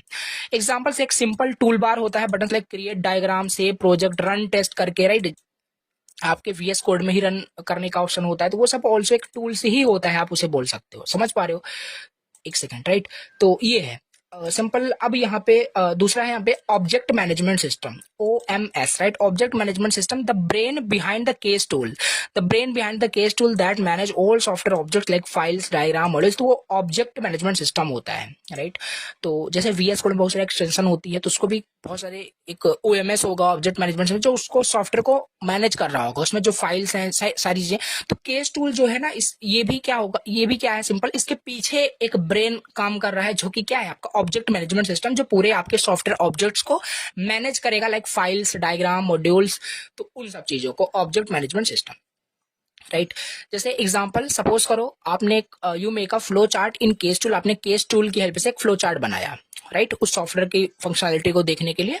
तो OMS ना उसे सेव करेगा, ऑर्गेनाइज करेगा, लेट्स यू ओपन और एडिट इट लेटर, तो यही करेगा, राइट। जैसे MS वर्ड का मैं एग्जांपल यहाँ पे दे सकता हूँ, क्योंकि देखो यूज किए होगे, सही से आपको समझ में आ रहा है ये चीज क्या है। तो टूल्स, जैसे MS वर्ड में बहुत सारे टूल्स होते हैं, राइट। तो जब भी उसको आप कुछ डॉक्यूमेंट वहाँ पे राइट करते हो, तो उसको कट कर देते हो, तो अगेन वहाँ पे क्या होता है, आपको उसको अगेन ओपन करने का अगेन ऑप्शन आपको देता है, एडिट इट लेटर करने का, जो जो यहाँ पे लिखा हुआ है ओपन करने का। तो it is similar like OMS काम करता है, राइट, ऑब्जेक्ट मैनेजमेंट सिस्टम, जो उस फाइल्स को मैनेज कर रहा होता है। नाउ थर्ड यहाँ पे है repository. Repository a central database होता है, where all your project data, diagrams, code, document are stored safely. Repository मतलब वही गिटहब की रिपोजिटरी, जहां पे आपका सारा डेटा स्टोर होगा, आपके कोड का डेटा, राइट। तो वही है यहाँ पे, जहां पे आपके सारे प्रोजेक्ट का डेटा स्टोर होता है। So you don't loss work. तो आपका वहां पे अगर जैसे आपके कंप्यूटर सिस्टम की बात करें, मान लो वो फॉर्मेट हो गया, डिलीट हो गया आपका पूरा डेटा कंप्यूटर से, अगर आपने कोड को गिटहब पे पुश किया है, जो कि वर्जन कंट्रोल सिस्टम होता है, उसको प्रीवियस लेक्चर में देखा था, राइट। तो उस पे पुश किया तो आपका डेटा लॉस नहीं होगा। तो ये रिपोजिटरी यही होता है, राइट। तो केस टूल यही आपका मतलब सारी चीजें यहाँ पे, राइट। तो से गूगल ड्राइव भी आपका हो जाएगा, गूगल ड्राइव पे अपडेट किया है तो सारी चीज आपकी स्टोर होगी वहां पे, राइट। ये थोड़ा सा आपको डायग्राम बना देना है, अगर ये केस टूल करके कुछ भी एग्जाम में आपको पूछा जाता है, 2 मार्क्स 7 मार्क्स जो कुछ भी है, राइट। तो ये डायग्राम बना सकते हो। यूजर इंटरफेस हो गया, ऑब्जेक्ट मैनेजमेंट सिस्टम, रिपोजिटरी, और एक टूल सेट करके यहाँ पे होता है। तो ये हो गया आपका क्या कि आर्किटेक्चर क्या होता है केस इन्वायरमेंट का, राइट। अब हम समझ लेते हैं types of case tools. Case tools की जो हम बात कर रहे हैं ना, कि टूल्स की हेल्प से हम सारी चीजें करेंगे, तो कितने टाइप्स के आपके यहाँ पे टूल्स होते हैं देख लेते हैं। यहाँ पे 8 टाइप्स के आपके टूल्स दिए हैं। पहला है डायग्रामिंग टूल्स, राइट। मतलब कि ये भी एक तरीके का टूल्स है, टूल्स ही तो है जिसका यूज करके हम डायग्राम को ड्रॉ कर पाएंगे, राइट। ये कैसे सिस्टम काम कर रहा है, तो फ्लो चार्ट को डिजाइन कर पाएंगे with the help of the this tools, right. तो ये हो जाएगा केस टूल्स एक। दूसरा computer display and report generator tools. तो ये भी एक टूल्स होता है, जिससे कि हम जो भी चीज वहां पे ड्रॉ करेंगे वो चीज एज ए स्क्रीन पे यूजर इंटरफेस हमें दिखेगा, और ऑटोमेटिकली रिपोर्ट भी जनरेट होगा उस पर्टिकुलर हमारे वर्क के लिए। तो ये भी एक टूल होता है, राइट। हम डिजाइन कर रहे हैं एक लॉगिन फॉर्म, राइट, तो एक user report without coding everything manually, वो ऑटोमेटिकली हमारे लिए रिपोर्ट को क्रिएट कर देगा। एनालिसिस टूल हमारे पास होता है। हम टाइप्स एक्जेक्टली देख रहे हैं, जो केस टूल्स हम कर रहे थे ना, वो ये सारे टूल्स होते हैं। तो एनालिसिस टूल हमारे पास होता है, जो एनालाइज करता है प्रोजेक्ट को, कोई मिस्टेक्स हो गया कुछ भी, राइट, तो उन सबको वो ऑटो एनालिसिस करेगा, राइट। सेंट्रल रिपोजिटरी भी यहाँ पे एक टूल है, मतलब कि जहां पे हमारा सारा जो प्रोजेक्ट की फाइल होगी वो स्टोर होगी, right. A big storage area where all project files, diagrams, documents are saved safely, like a Google Drive जो है, right, but for all software projects file वहां पे स्टोर होता है। ये सेंट्रल रिपोजिटरी का मतलब। टूल्स फॉर रिक्वायरमेंट मैनेजमेंट, मतलब कि helps you collect, manage, track all the requirements for the software, right. तो ये सारी चीजें के लिए भी टूल्स होता है, राइट। अब इसे इन डिटेल हमें नहीं जाना है कि क्या क्या टूल्स होते हैं, उसका एक्जेक्टली सॉफ्टवेयर का नाम हमें समझना है, बस हमें एग्जाम पॉइंट ऑफ व्यू से समझना है क्या क्या टूल्स हैं। तो टूल्स होता है रिक्वायरमेंट मैनेजमेंट के लिए, कि हमारा मतलब क्या क्या रिक्वायरमेंट है सॉफ्टवेयर के लिए, वो सब automatically manage, collect and track की जा रही होगी। जैसे keeping a list like user should able to reset password, तो admin should view user list, right? इस टाइप का यहाँ पे tools for analysis and design helps you analyze problems and design solution visually or with charts, drawing how users move from login to checkout in a shopping applications। तो analysis होता है, analysis के भी tools हैं, design के भी tools हैं। तो 8 पॉइंट्स ना आपको यहाँ पे लिखने हैं। टाइप्स ऑफ केस टूल्स पूछा जाएगा तो tools for database management help you design, create and manage database easily. तो डेटाबेस मैनेजमेंट के लिए भी काफी सारे हमारे पास केस टूल्स होते हैं। एग्जैक्टली हमें क्या क्या होते हैं वो नहीं समझना है, बस हमें यहाँ पे देखना है क्या क्या यहाँ पे होते हैं, राइट? वो सब हमें प्रैक्टिकल करने नहीं बैठना है।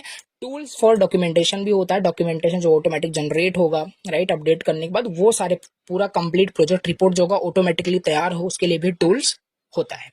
तो ओवरऑल बात करें, राइट, तो यहाँ पे देखो केस टूल्स अगर पूछा जाएगा 2 मार्क्स में ये ज्यादा से ज्यादा आ सकता है, बाकी अगर 7 मार्क्स में तो कंटेंट मैंने सारी चीज आपको बता दी। केस टूल्स क्या होता है, इसके बेनिफिट्स, इसके लिमिटेशंस के बारे में, इसका आर्किटेक्चर, राइट, और इसके टाइप्स के बारे में। तो ये हो गया आपका केस टूल्स फिनिश, राइट? तो ये हमने देख लिया। बाकी सिलेबस में एज अ ओवरव्यू ये मेंशन किया है कि केस टूल्स क्या होता है, जस्ट ओवरव्यू देखना था, काफी हमने इन डिटेल भी देख लिया, राइट? क्योंकि पूछ सकता है एग्जाम में। ये रहा simple topic, what is PERT, PERT you can say, right? Program evolution and review technique. Simple ये देखो, ये क्वेश्चन एग्जाम में आया हुआ है, तो इसे भी थोड़ा सा समझ लेते हैं। पर्ट क्या होता है, इसके बेनिफिट, लिमिटेशन, फिर इसका रिस्क एनालिसिस एंड मैनेजमेंट फिर हम समझेंगे, राइट? तो कुछ नहीं है, देख लेते हैं। देखिए, PERT stands for program evolution and review technique, right? क्या होता है एक्चुअली ये एक तरीके का आपका प्लानिंग टूल आप इसे बोल सकते हो, राइट? एक रोड मैप की तरह बोल सकते हो, जिसे बना करके देन आप फिर वहां पे आप क्या करोगे, स्टार्ट करते हो जो भी आपका मेंटेनेंस का सारी चीजें होती है। जैसे लिखा है, PERT is a planning tool that helps you plan and schedule the task of a project, specially when the time to complete task in is uncertain, right? It is like a drawing a road map showing which task must be done in what order and how much time they might take. कहने का मतलब है कि जो भी आप development कर रहे हो, ये थोड़ा सा इंडिपेंडेंट आपको लगेगा कि क्या आ गया है, मेंटेनेंस के कंटेक्स्ट में देखोगे तो इसका बस खाली मतलब इतना है कि कोई सॉफ्टवेयर आप बना रहे हो, राइट? तो एक रोड मैप के साथ आप बनाइए, राइट? एक प्लानिंग टूल आप इसे बोल सकते हो, जिससे कि आप कौन सा टास्क पहले आप उसको कंप्लीट करोगे, कौन सा टास्क बाद में कंप्लीट करोगे, right? Scheduling of a task, right? ये सारी चीजें आपका ये प्रोवाइड कराता है program evolution and review technique. यही होता है सिंपल, एक आपका एक प्लानिंग टूल है जिससे कि आप प्लान करते हो, शेड्यूल करते हो जो भी टास्क है आपके प्रोजेक्ट का, राइट? तो ये सारी चीजें आप इसी टूल की हेल्प से करते हो, राइट? तो ये हो गया। अब जैसे एक एग्जांपल्स को रिलेट करने की कोशिश करते हैं। सपोज करो आप एक मोबाइल एप्लीकेशन बना रहे हो, राइट? आप एक मोबाइल एप्लीकेशन बना रहे हो, you need to design an application, code it, test it and then launch it. ये आपको करना है, ठीक? तो यहाँ पे आपका ये PERT यानी program evolution and review technique क्या हेल्प करेगा, यहाँ पे ये हेल्प करेगा कि कौन सा टास्क पहले मतलब होना चाहिए, कौन सा बाद में होना चाहिए, कितना टाइम मतलब टोटल प्रोजेक्ट को कंप्लीट करने में लगेगा। ये सब ना एक रोड मैप की तरह है। यही है आपका क्या, PERT, मतलब कि program evolution and review technique. Simple, right? एक रोड मैप, बस याद रखना यही होता है आपका एक टूल होता है, प्लानिंग टूल, आप इसे बस याद रखना। एग्जांपल यहाँ पे कैसे ये काम करता है, राइट? बहुत ज्यादा इंपॉर्टेंट तो नहीं बोलेंगे, बट हाँ बस आपको याद रखना पड़ेगा, राइट? तो कैसे ये काम करता है, बेसिक आइडिया, सारे टास्क को पहले आप लिस्ट कर लोगे, राइट? फिर सब टास्क की डिपेंडेंसी फाइंड कर लोगे, कौन सा टास्क किसी दूसरे टास्क पर डिपेंड करता है, राइट? फिर एस्टिमेट टाइम आप वहां पे निकालोगे, मतलब कि ऑप्टिमिस्टिक टाइम, मतलब कि सब सही से काम हो रहा है कि नहीं, most likely time normal case में, pessimistic time if things go wrong, right? फिर वहां पे आप PERT चार्ट ड्रॉ करोगे, लाइक फ्लो डायग्राम की तरह वहां पे आप ड्रॉ करने वाले हो, राइट? फिर एक्सपेक्टेड टाइम वहां पे कैलकुलेट करोगे इस फॉर्मूले का यूज करके, राइट? जहां पे आपका ये ऑप्टिमिस्टिक टाइम हो गया, ये आपका मोस्ट लाइकली टाइम हो गया। जस्ट यहाँ ना मैं आपको बता रहा हूँ, ये आएगा भी तो what do you understand by program evolution and review technique, just आपको यहाँ पे समझ कर रखना ये क्या होता है, ये चीज आपको समझ में आ गई। अब ये चीज एक्चुअली फॉर्मूला कैसे आया, इसका कैसे कैलकुलेट करेंगे, ये चीज हमें इन डिटेल यहाँ पे नहीं समझना है, ठीक? तो कैसे काम करता है देख भी सकते हो, यहाँ पे पॉइंट्स लिखे हुए हैं। अब इसके बेनिफिट्स समझ लेते हैं और इसके कुछ लिमिटेशंस भी हैं, ये देख लेते हैं। बेनिफिट्स क्या है, it helps in better planning when the time to finish the task is uncertain. Simple, अगर एक डेडलाइन आपको मिल गई है कंप्लीट करने के लिए उस प्रोजेक्ट को, उस सॉफ्टवेयर को बनाने के लिए, तो यहाँ पे आपका ये प्लानिंग टूल जो है ना आपका बहुत ही हेल्पफुल वहाँ पे होता है, राइट। सारी चीज़, कौन सा टास्क जल्दी जल्दी फिनिश करना है, कैसे करना है, वो सारी चीज़ यहाँ पे मिल जाती है। It helps to find important task that must be completed on time, like right, ये सारी चीज़ यहाँ पे दिया गया है। So it helps to manage time properly, estimate total project duration. ये इसका बेनिफिट ये आपका हो जाएगा, नोट्स रहेगा, रीड कर लेना प्लीज, राइट। अब यहाँ पे इसके लिमिटेशंस यहाँ पे हम देख लेते हैं। लिमिटेशंस क्या है? It becomes very complex and confusing for very big projects के लिए। तो जो बहुत अगर कॉम्प्लेक्स प्रोजेक्ट है तो फिर उसके लिए प्लानिंग टूल जो होगा ये आपका उतना ज्यादा हेल्पफुल नहीं होगा। It depends a lot of accurate time estimation. If time gets wrong the whole plan fail हो जाएगा, राइट। तो एक्सपेक्टेड टाइम ये कैलकुलेट करके देता है। अगर एक्सपेक्टेड टाइम आपका ये क्या हुआ, गलत हो गया, तो पूरा प्लान आपका जो होगा फेल हो जाएगा उस प्रोजेक्ट को बनाने में, राइट। तो टाइम कंज्यूमिंग है, राइट। तो ये हो गया, सिंपली हमने देख लिया कि प्रोग्राम इवैल्यूएशन ये आपका एड रिव्यू टेक्निक होता क्या है, ठीक। अब इसी में वो ये भी क्वेश्चन कि हमने देखा था कि पूछा गया है, जबकि है आपका क्रिटिकल पाथ मेथड क्या होता है, राइट। दोनों क्वेश्चन ऐसे ही करके आए हुए हैं, what do you understand by right this and what do you understand by this. तो उसी को एक्सप्लेन करने के लिए इसका बेनिफिट्स, इसके लिमिटेशंस, तो इसको भी समझ लेते हैं। तो सीपीएम क्या है? ये भी एक आपका प्रोजेक्ट प्लानिंग मेथड होता है जो यूज होता है लॉन्गेस्ट पाथ ऑफ टास्क को के लिए प्लान करने के लिए, that must be finished on time for the project to be completed on a schedule. एक एग्जाम्पल समझ लेते हैं। It helps you find important task, like critical जो टास्क होता है, राइट, उसको मतलब कि इंपॉर्टेंट टास्क को फाइंड करने में आपकी हेल्प करता है ये जो टूल होता है। ये बेसिकली दोनों जो आपके दिए हैं ना, पर्ट एंड सीपीएम करके, ये आपके केस टूल्स के अंदर ही आते हैं, राइट। जब हमने टूल्स के बारे में पढ़ा था, है आपके ये दोनों टूल्स ही यहाँ पे हैं, राइट। तो बोल सकते हो, if any critical task get delayed the whole project will get delayed. अगर कोई क्रिटिकल टास्क है, अगर वो डिले हो रहा है तो पूरा प्रोजेक्ट आपका डिले हो जाएगा, राइट। तो मेनली टाइम एंड डेडलाइन पे फोकस कर रहा है। It is used when the task time are known and fixed. ये है कैसे ये काम करते हैं, इसका पॉइंट से लिखा हुआ है, उतना डिटेल से इसलिए नहीं जा रहा हूँ because it is not so important, right. So benefits इसका ये है, लिमिटेशन इसका ये है। Benefits identifying critical task that can not be delayed, better project planning and management के लिए, एलोकेट करने के लिए रिसोर्सेज को, मॉनिटर करने के लिए प्रोजेक्ट प्रोग्रेस को, ये सारी ये कुछ लिमिटेशंस हैं। पॉज कर लो, रीड कर लो, अगर कुछ भी कंफ्यूजन हो रहा हो। अगेन मैं बता रहा हूँ, ये चीज आपको समझ के रखनी है, ये होता क्या एग्जैक्टली, राइट। सिलेबस में भी मेंशन नहीं किया, बट यहाँ पे हम कवर करते चल रहे हैं। एंड सीपीएम क्या होता है? क्रिटिकल पाथ मेथड भी एक तरीका का प्लानिंग मेथड होता है। नाउ अभी यहाँ पे हम समझते हैं ये कोको मॉडल, हम नेक्स्ट कोको मॉडल जो होता है ये नेक्स्ट लेक्चर में हम देखेंगे। अभी हम समझते हैं रिस्क एनालिसिस एंड मैनेजमेंट का मतलब क्या होता है, ये इंपॉर्टेंट है आपका, ठीक है। तो रिस्क एनालिसिस क्या होता है, रिस्क मैनेजमेंट क्या होता है, project risk, business risk, technical risk क्या होता है, ये सब हम यहाँ पे समझने वाले हैं।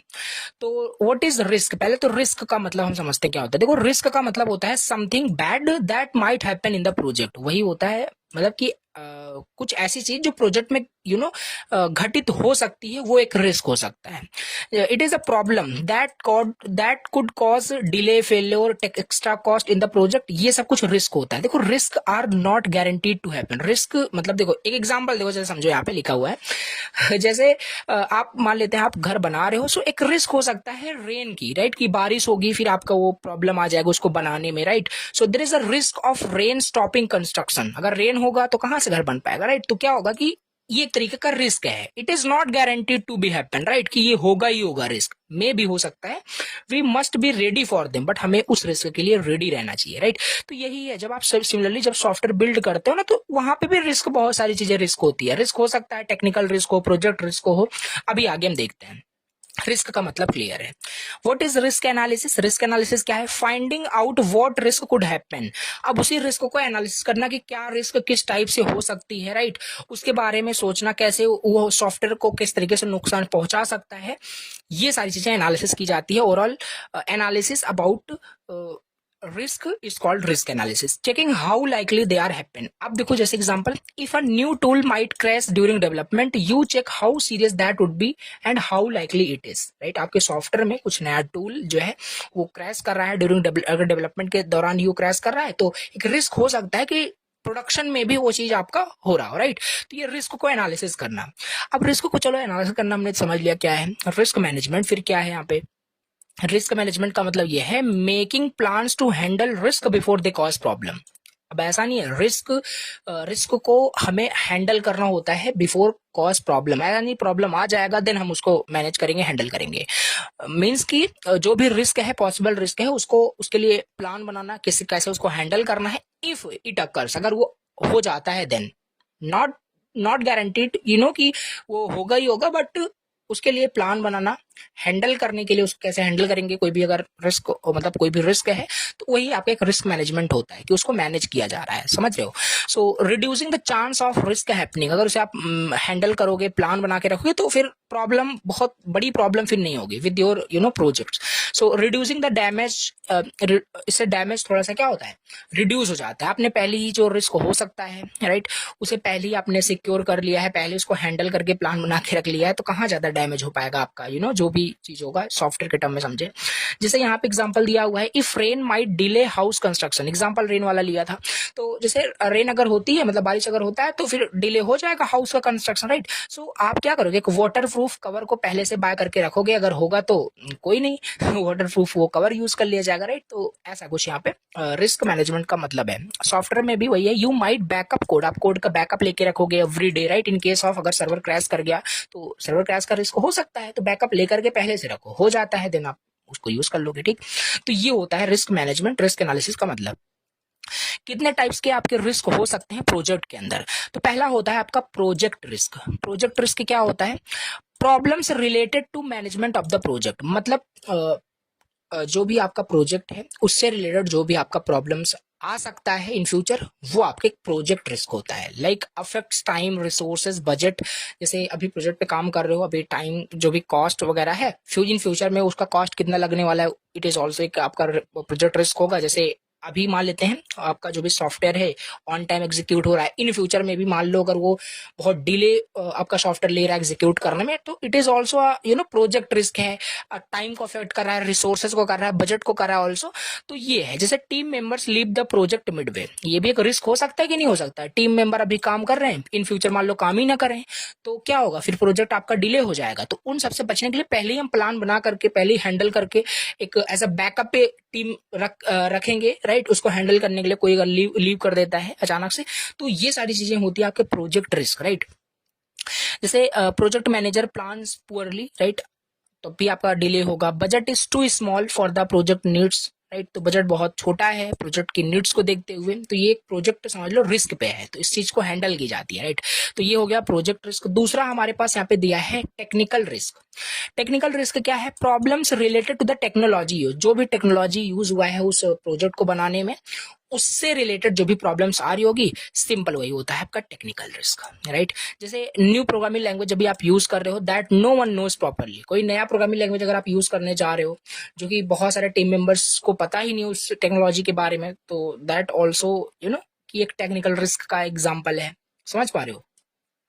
सॉफ्टवेयर परफॉर्मेंस आपका बहुत स्लो है, तो ये भी एक आपका टेक्निकल रिस्क हो जाएगा। इंटीग्रेशन बिटवीन टू सिस्टम, दो सिस्टम के बीच में पेमेंट एंड ऑर्डर के और दो मामले मान लेते हैं, मॉड्यूल है, इनके बीच में मान लेते हैं कुछ भी कनेक्शन नहीं हो पा रहा है, फेल हो जा रहा है, तो ये भी एक टेक्निकल रिस्क हो जाएगा। तो टेक्निकल इशू जैसे आ जाता है किसी भी सर्वर में, किसी भी सॉफ्टवेयर में, तो वो एक टेक्निकल रिस्क ही होता है जो हैंडल नहीं किया गया होता है और आ जाता है, ठीक। तो थर्ड हमारे पास है बिजनेस रिस्क के बारे में। So now what is business risk.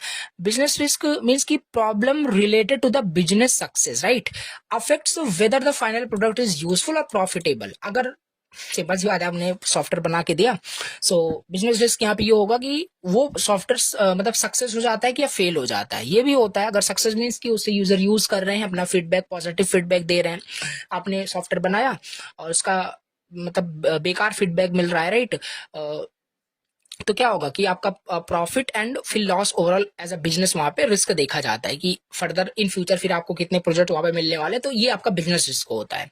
After developing no one wants the product, तो ये क्या है, बिजनेस रिस्क पे है। आपने डेवलप कर दिया, फिर आपसे कुछ कोई बनवा ही नहीं रहा है, तो ये बिजनेस रिस्क ही है। Competitor release a better product first, right. तो ये कुछ आपके टाइप्स हो गए रिस्क के, हमने समझ लिया क्या होता है आपका रिस्क क्या है, पहले तो रिस्क एनालिसिस, फिर क्या है रिस्क मैनेजमेंट क्या है, टाइप्स ऑफ रिस्क ये हमने देख लिया, राइट।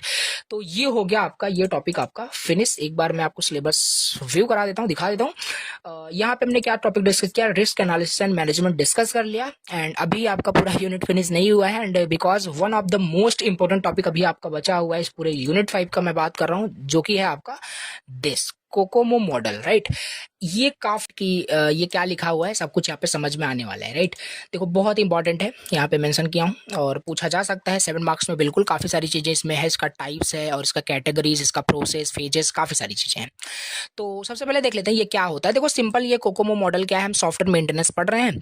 अब ओवरऑल आपका ये एक तरीके का एक मॉडल है जो आपको ये बताता है कि एक सॉफ्टवेयर को, एक प्रोजेक्ट को बनाने में कितना टाइम, कितना एफर्ट, कितना कॉस्ट लगने वाला है। समझ पा रहे हो, यही आपका बताता है क्या, कोकोमो मॉडल। आओ अब समझते हैं। So this stands for constructive cost model. देख रहे हो कैसे इसका शॉर्ट फॉर्म बनाया गया है, यहाँ से CO and MO, that is the reason इसे क्या कहते हैं, COCOMO model. Constructive cost model इसका फुल फॉर्म है। अब it is a software cost estimation model, एक तरीके का हम सॉफ्टवेयर कॉस्ट एस्टिमेशन एक मॉडल है जो इनके जरिए बनाया गया था। ये सब आपको लिखना है, ठीक है। इन सिंपल वर्ड यही आपका सॉफ्टवेयर कॉस्ट एस्टिमेशन मॉडल है। सिंपल वर्ड अगर हम देखें तो हम प्रेडिक्ट करते हैं कि कितना एफर्ट लगेगा, कितना टाइम लगेगा, कितना पैसा लगने वाला है एक सॉफ्टवेयर को बनाने में। ये हमें ये बताता है। इसमें काफी सारे फॉर्मूले हैं, कुछ पैरामीटर्स होते हैं, उनका यूज करके हम बिल्कुल कैलकुलेट कर सकते हैं कितना एफर्ट, टाइम, मनी लगने वाला है। नाउ तो यहाँ पे लिखा है COCOMO is used to estimate how much effort, how much time, how much cost is needed to complete a software project, right. It is based mainly on the size of the project measured in KLOC। ये सब बताया था आपको already, काफी previous unit में ये सारी चीजें आ चुकी है, राइट। Lines of code, 1000 lines of code, इन सब का यूज करके कैसे अभी यहाँ पे कैलकुलेट होने वाला है, समझने वाले हैं। तो ये आपको समझ में आ गया कि ये एक्चुअली ये मॉडल है क्या, ठीक है। अब इसमें इसके कैटेगरीज चलिए समझते हैं। जो आपका दिया है कोकोमो मॉडल का कैटेगरीज क्या क्या है, यहाँ पे हम कैटेगरीज समझने वाले हैं। पहला कैटेगरीज बोल लो, टाइप्स बोल लो, इसको हम समझ रहे हैं पहले बेस्ड ऑन प्रोजेक्ट टाइप्स। हम प्रोजेक्ट टाइप्स के बेसिस पे इसे हम समझने वाले हैं। तो depending on the type of software project, Kokomo uses 3 modes, 3 modes ये यूज करता है। पहला ऑर्गेनिक मोड। देखो ऑर्गेनिक मोड जो होता है सिंपल, इसमें जो होता है काफी सिंपल प्रोजेक्ट्स होते हैं, राइट। इसमें सिंपल प्रोजेक्ट की कॉस्ट की एस्टिमेशन यहाँ पे किया जाता है। स्मॉल एंड सिंपल प्रोजेक्ट्स होता है, फ्यू पीपल्स इसमें इन्वॉल्व होते हैं, इसमें रिस्क बहुत कम होता है, टीम इज एक्सपीरियंस्ड यहाँ पे होता है। एग्जांपल जैसे कोई स्मॉल अगर मोबाइल एप्लीकेशन आप बना रहे हो, लाइक कैलकुलेटर ऐप बना रहे हो, तो एक ऑर्गेनिक मोड उसमें यूज हो रहा होगा और उसका यूज करके फिर उसका सारा एस्टिमेशन वहाँ पे होने वाला है, ठीक है। ये चीज अभी समझ लो, इसका भी आगे सब कुछ आने वाला है डिटेल।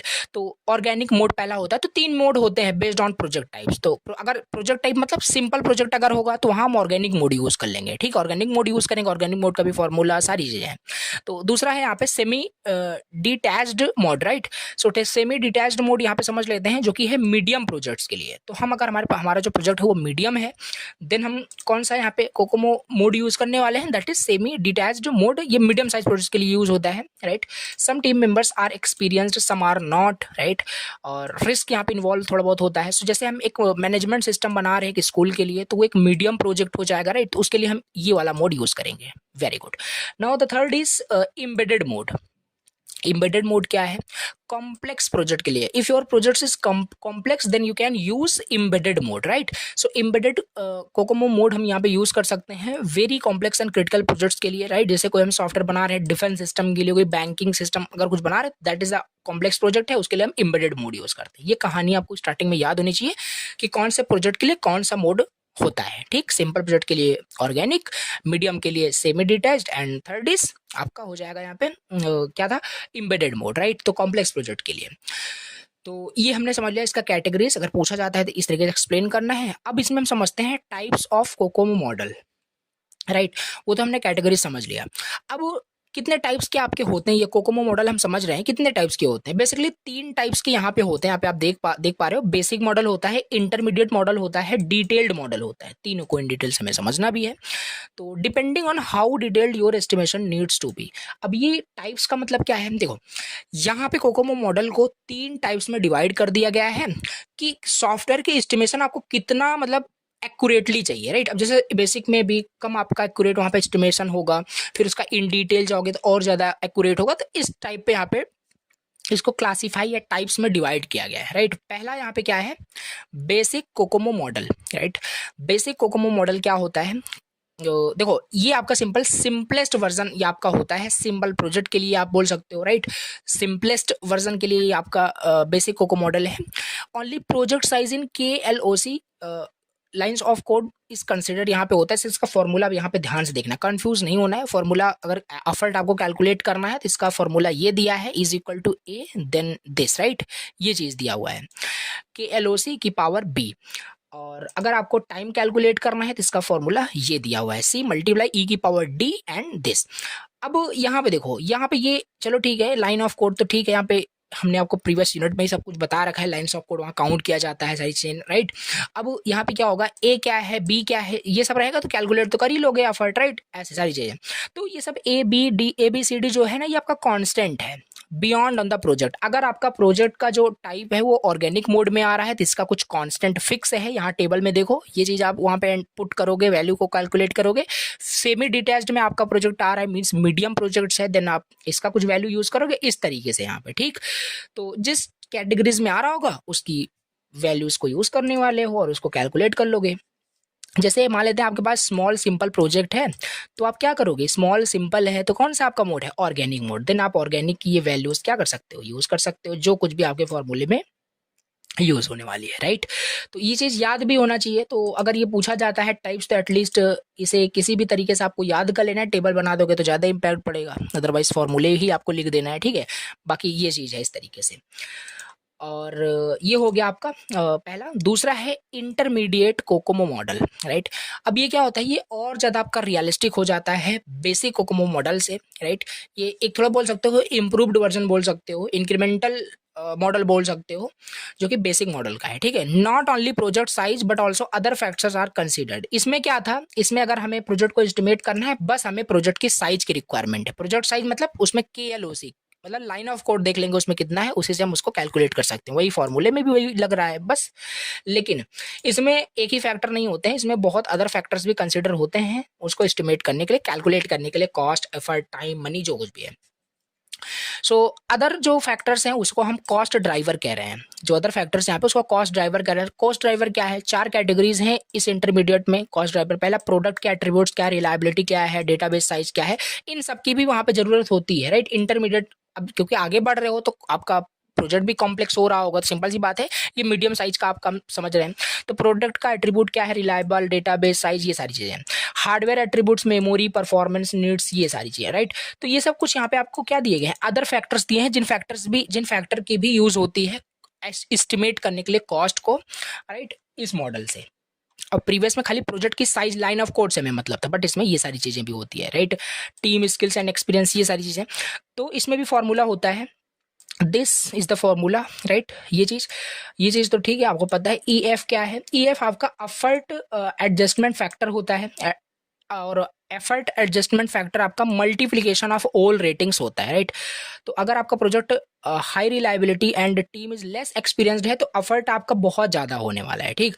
तो ये चीज़ इस तरीके से यहाँ पे कैलकुलेट करके एटलीस्ट यहाँ पे सारे मॉडल्स को जब एक्सप्लेन करोगे, फॉर्मूले आपको यहाँ पे एक्सप्लेन करना है। यहाँ पे भी जो ABCD करके जो आपका है ना कांस्टेंट है, यही सेम टेबल आपका वहाँ पे भी है, राइट। ये हो गया। अब थर्ड यहाँ पे हमारे पास क्या है, डिटेल्ड कोकोमो मॉडल। ये समझ लेते हैं। सो मोस्ट एक्यूरेट है, डिटेल्ड आपका ये वर्जन होता है, और ये एक्यूरेट आपका इंफॉर्मेशन देगा कॉस्ट के बारे में, एफर्ट के बारे में, राइट। मोर डिटेल्ड होता है, नाम से सजेस्ट हो रहा है। So it divide the project into different phases like design, coding, testing. It calculates effort separately of each phases. Her phases पे क्या एफर्ट लग रहा है, क्या टाइम, क्या मनी, सारी चीजें वहाँ पे हर एक इंडिविजुअल फेजेस पे वहाँ पे कैलकुलेट किया जाता है। And that is the reason कि ये इतना एक्यूरेट और डिटेल्ड आपका ये इंफॉर्मेशन आपको देता है अबाउट कॉस्ट, राइट। सो ये चीज यहाँ पे दिया हुआ है। तो जैसे एग्जांपल देखो, यहाँ पे नासा जो है वो एक यूज करता है डिटेल्ड इसी मतलब मॉडल का, कि space shuttle software development to properly allocate resource, time and money, right. तो जो नासा है वो इसी मॉडल का यूज करके कैलकुलेट करता है जो भी कॉस्ट, सारी चीजें वहाँ पे अबाउट द प्रोजेक्ट होता है, राइट। ओके, सो एडवांटेज समझ लेते हैं बेसिकली। देखो यहाँ पे मैं फिर से फ्लो बता देता हूँ। कोकोमो मॉडल क्या होता है ये देख देख लेना है। कैटेगरीज प्रोजेक्ट के बेसिस पे 3 मोड आपको यहाँ पे दिया गया है और टाइप्स यहाँ पे पूछा जा सकता है, राइट। अब इसके एडवांटेज डिसएडवांटेज देख लेते हैं। एडवांटेज क्या है? Gives a systematic and structured way to estimate effort and cost, right. Yes, help helps to plan and manage resource better, highlights important factors that affect cost and time, right। तो project आपका feasible होता है अगर इसको use करोगे, model का use करके बनाओगे तो डिसएडवांटेज भी कुछ ना कुछ है। Assume size like this main factor आपका होता है, बट अदर थिंग्स भी मैटर कर रही है, तो कुछ एडवांटेज डिसएडवांटेज। और एस्टिमेशन जो होता है वो 100% एक्यूरेट नहीं होता है। जैसे कि इंटरमीडिएट की बात करें, बेसिक की बात करें, बाकी डिटेल्ड में तो एक्यूरेट होता ही होता है, बट 100% तो किसी का नहीं यहाँ पे होता है, राइट। अप्रोक्सीमेशन यहाँ पे होता है। तो ये चीज़ क्या है आपका, समझ लिया हमने एडवांटेज डिसएडवांटेज, राइट। अब यहाँ पे आगे हम देख लेते हैं फेजेस जो पूछे जा सकते हैं, फेजेस ऑफ कोकोमो मॉडल। तो ये चीज़ भी आपको आनी चाहिए।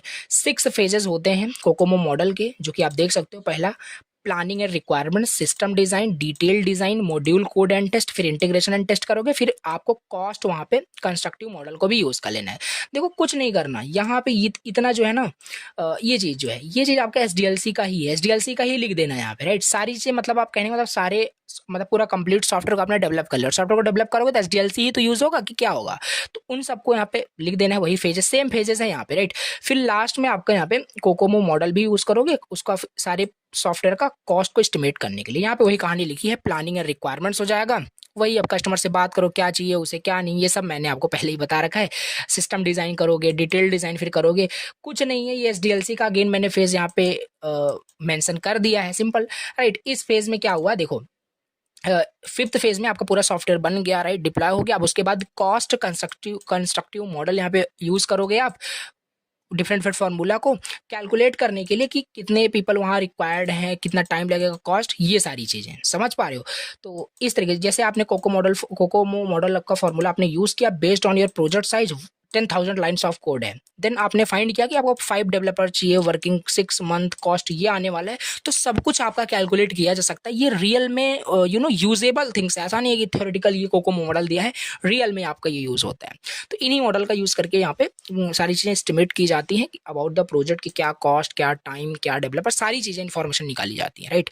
तो ये चीज़ हमने समझ लिया क्या होता है आपका कोकोमो मॉडल, राइट। तो इस तरीके से ये हो गया आपका पूरा फिनिश। एंड ये रिस्क मैनेजमेंट, रिस्क एनालिसिस हमने डिस्कस किया ही था प्रीवियस लेक्चर में, राइट। तो इस तरीके से आपका यूनिट 5 हो गया 100% डन। अभी मैं आपको सिलेबस दिखाऊंगा अगेन। तो अब सिलेबस आप देखोगे तो यहाँ पे सारे टॉपिक्स मैंने कवर करा दिए हैं with PYQs, with important question, with 100% syllabus, right. तो सारे टॉपिक्स कवर हो चुके हैं। Unit 1, unit 2, unit 3, unit 4, unit 5, पांचों यूनिट आपको मिल जाएगी। प्लेलिस्ट का लिंक डिस्क्रिप्शन बॉक्स में है, चैनल पे भी जाके आप देख सकते हो। कंप्लीट सॉफ्टवेयर इंजीनियरिंग की पूरी तैयारी अच्छे से कर सकते हो, राइट। और मे भी अगर किसी भी यूनिट में अगर न्यूमेरिकल मैं देखता हूँ, अगर कुछ भी न्यूमेरिकल्स होगा तो न्यूमेरिकल का अलग सा वीडियो मैं बना के आपको बताऊंगा। और आपको कमेंट जरूर करना है क्या आपको और वीडियो चाहिए, या मतलब कोई डाउट हो उस पर कोई तो वो चीज़ भी यहाँ पे अपलोड हो जाएगी, right. Thank you very much for watching the lecture. अगर और भी अदर सब्जेक्ट्स पढ़ने हैं या लाइक कंप्यूटर नेटवर्क का भी आपको प्लेलिस्ट मिल जाएगा, जाके आप देख सकते हो। अदर भी सब्जेक्ट्स आपको मिल जाएंगे। Thank you so much for watching the lecture. चलिए मिलते हैं किसी नए सब्जेक्ट के साथ। Thank you very much, bye bye.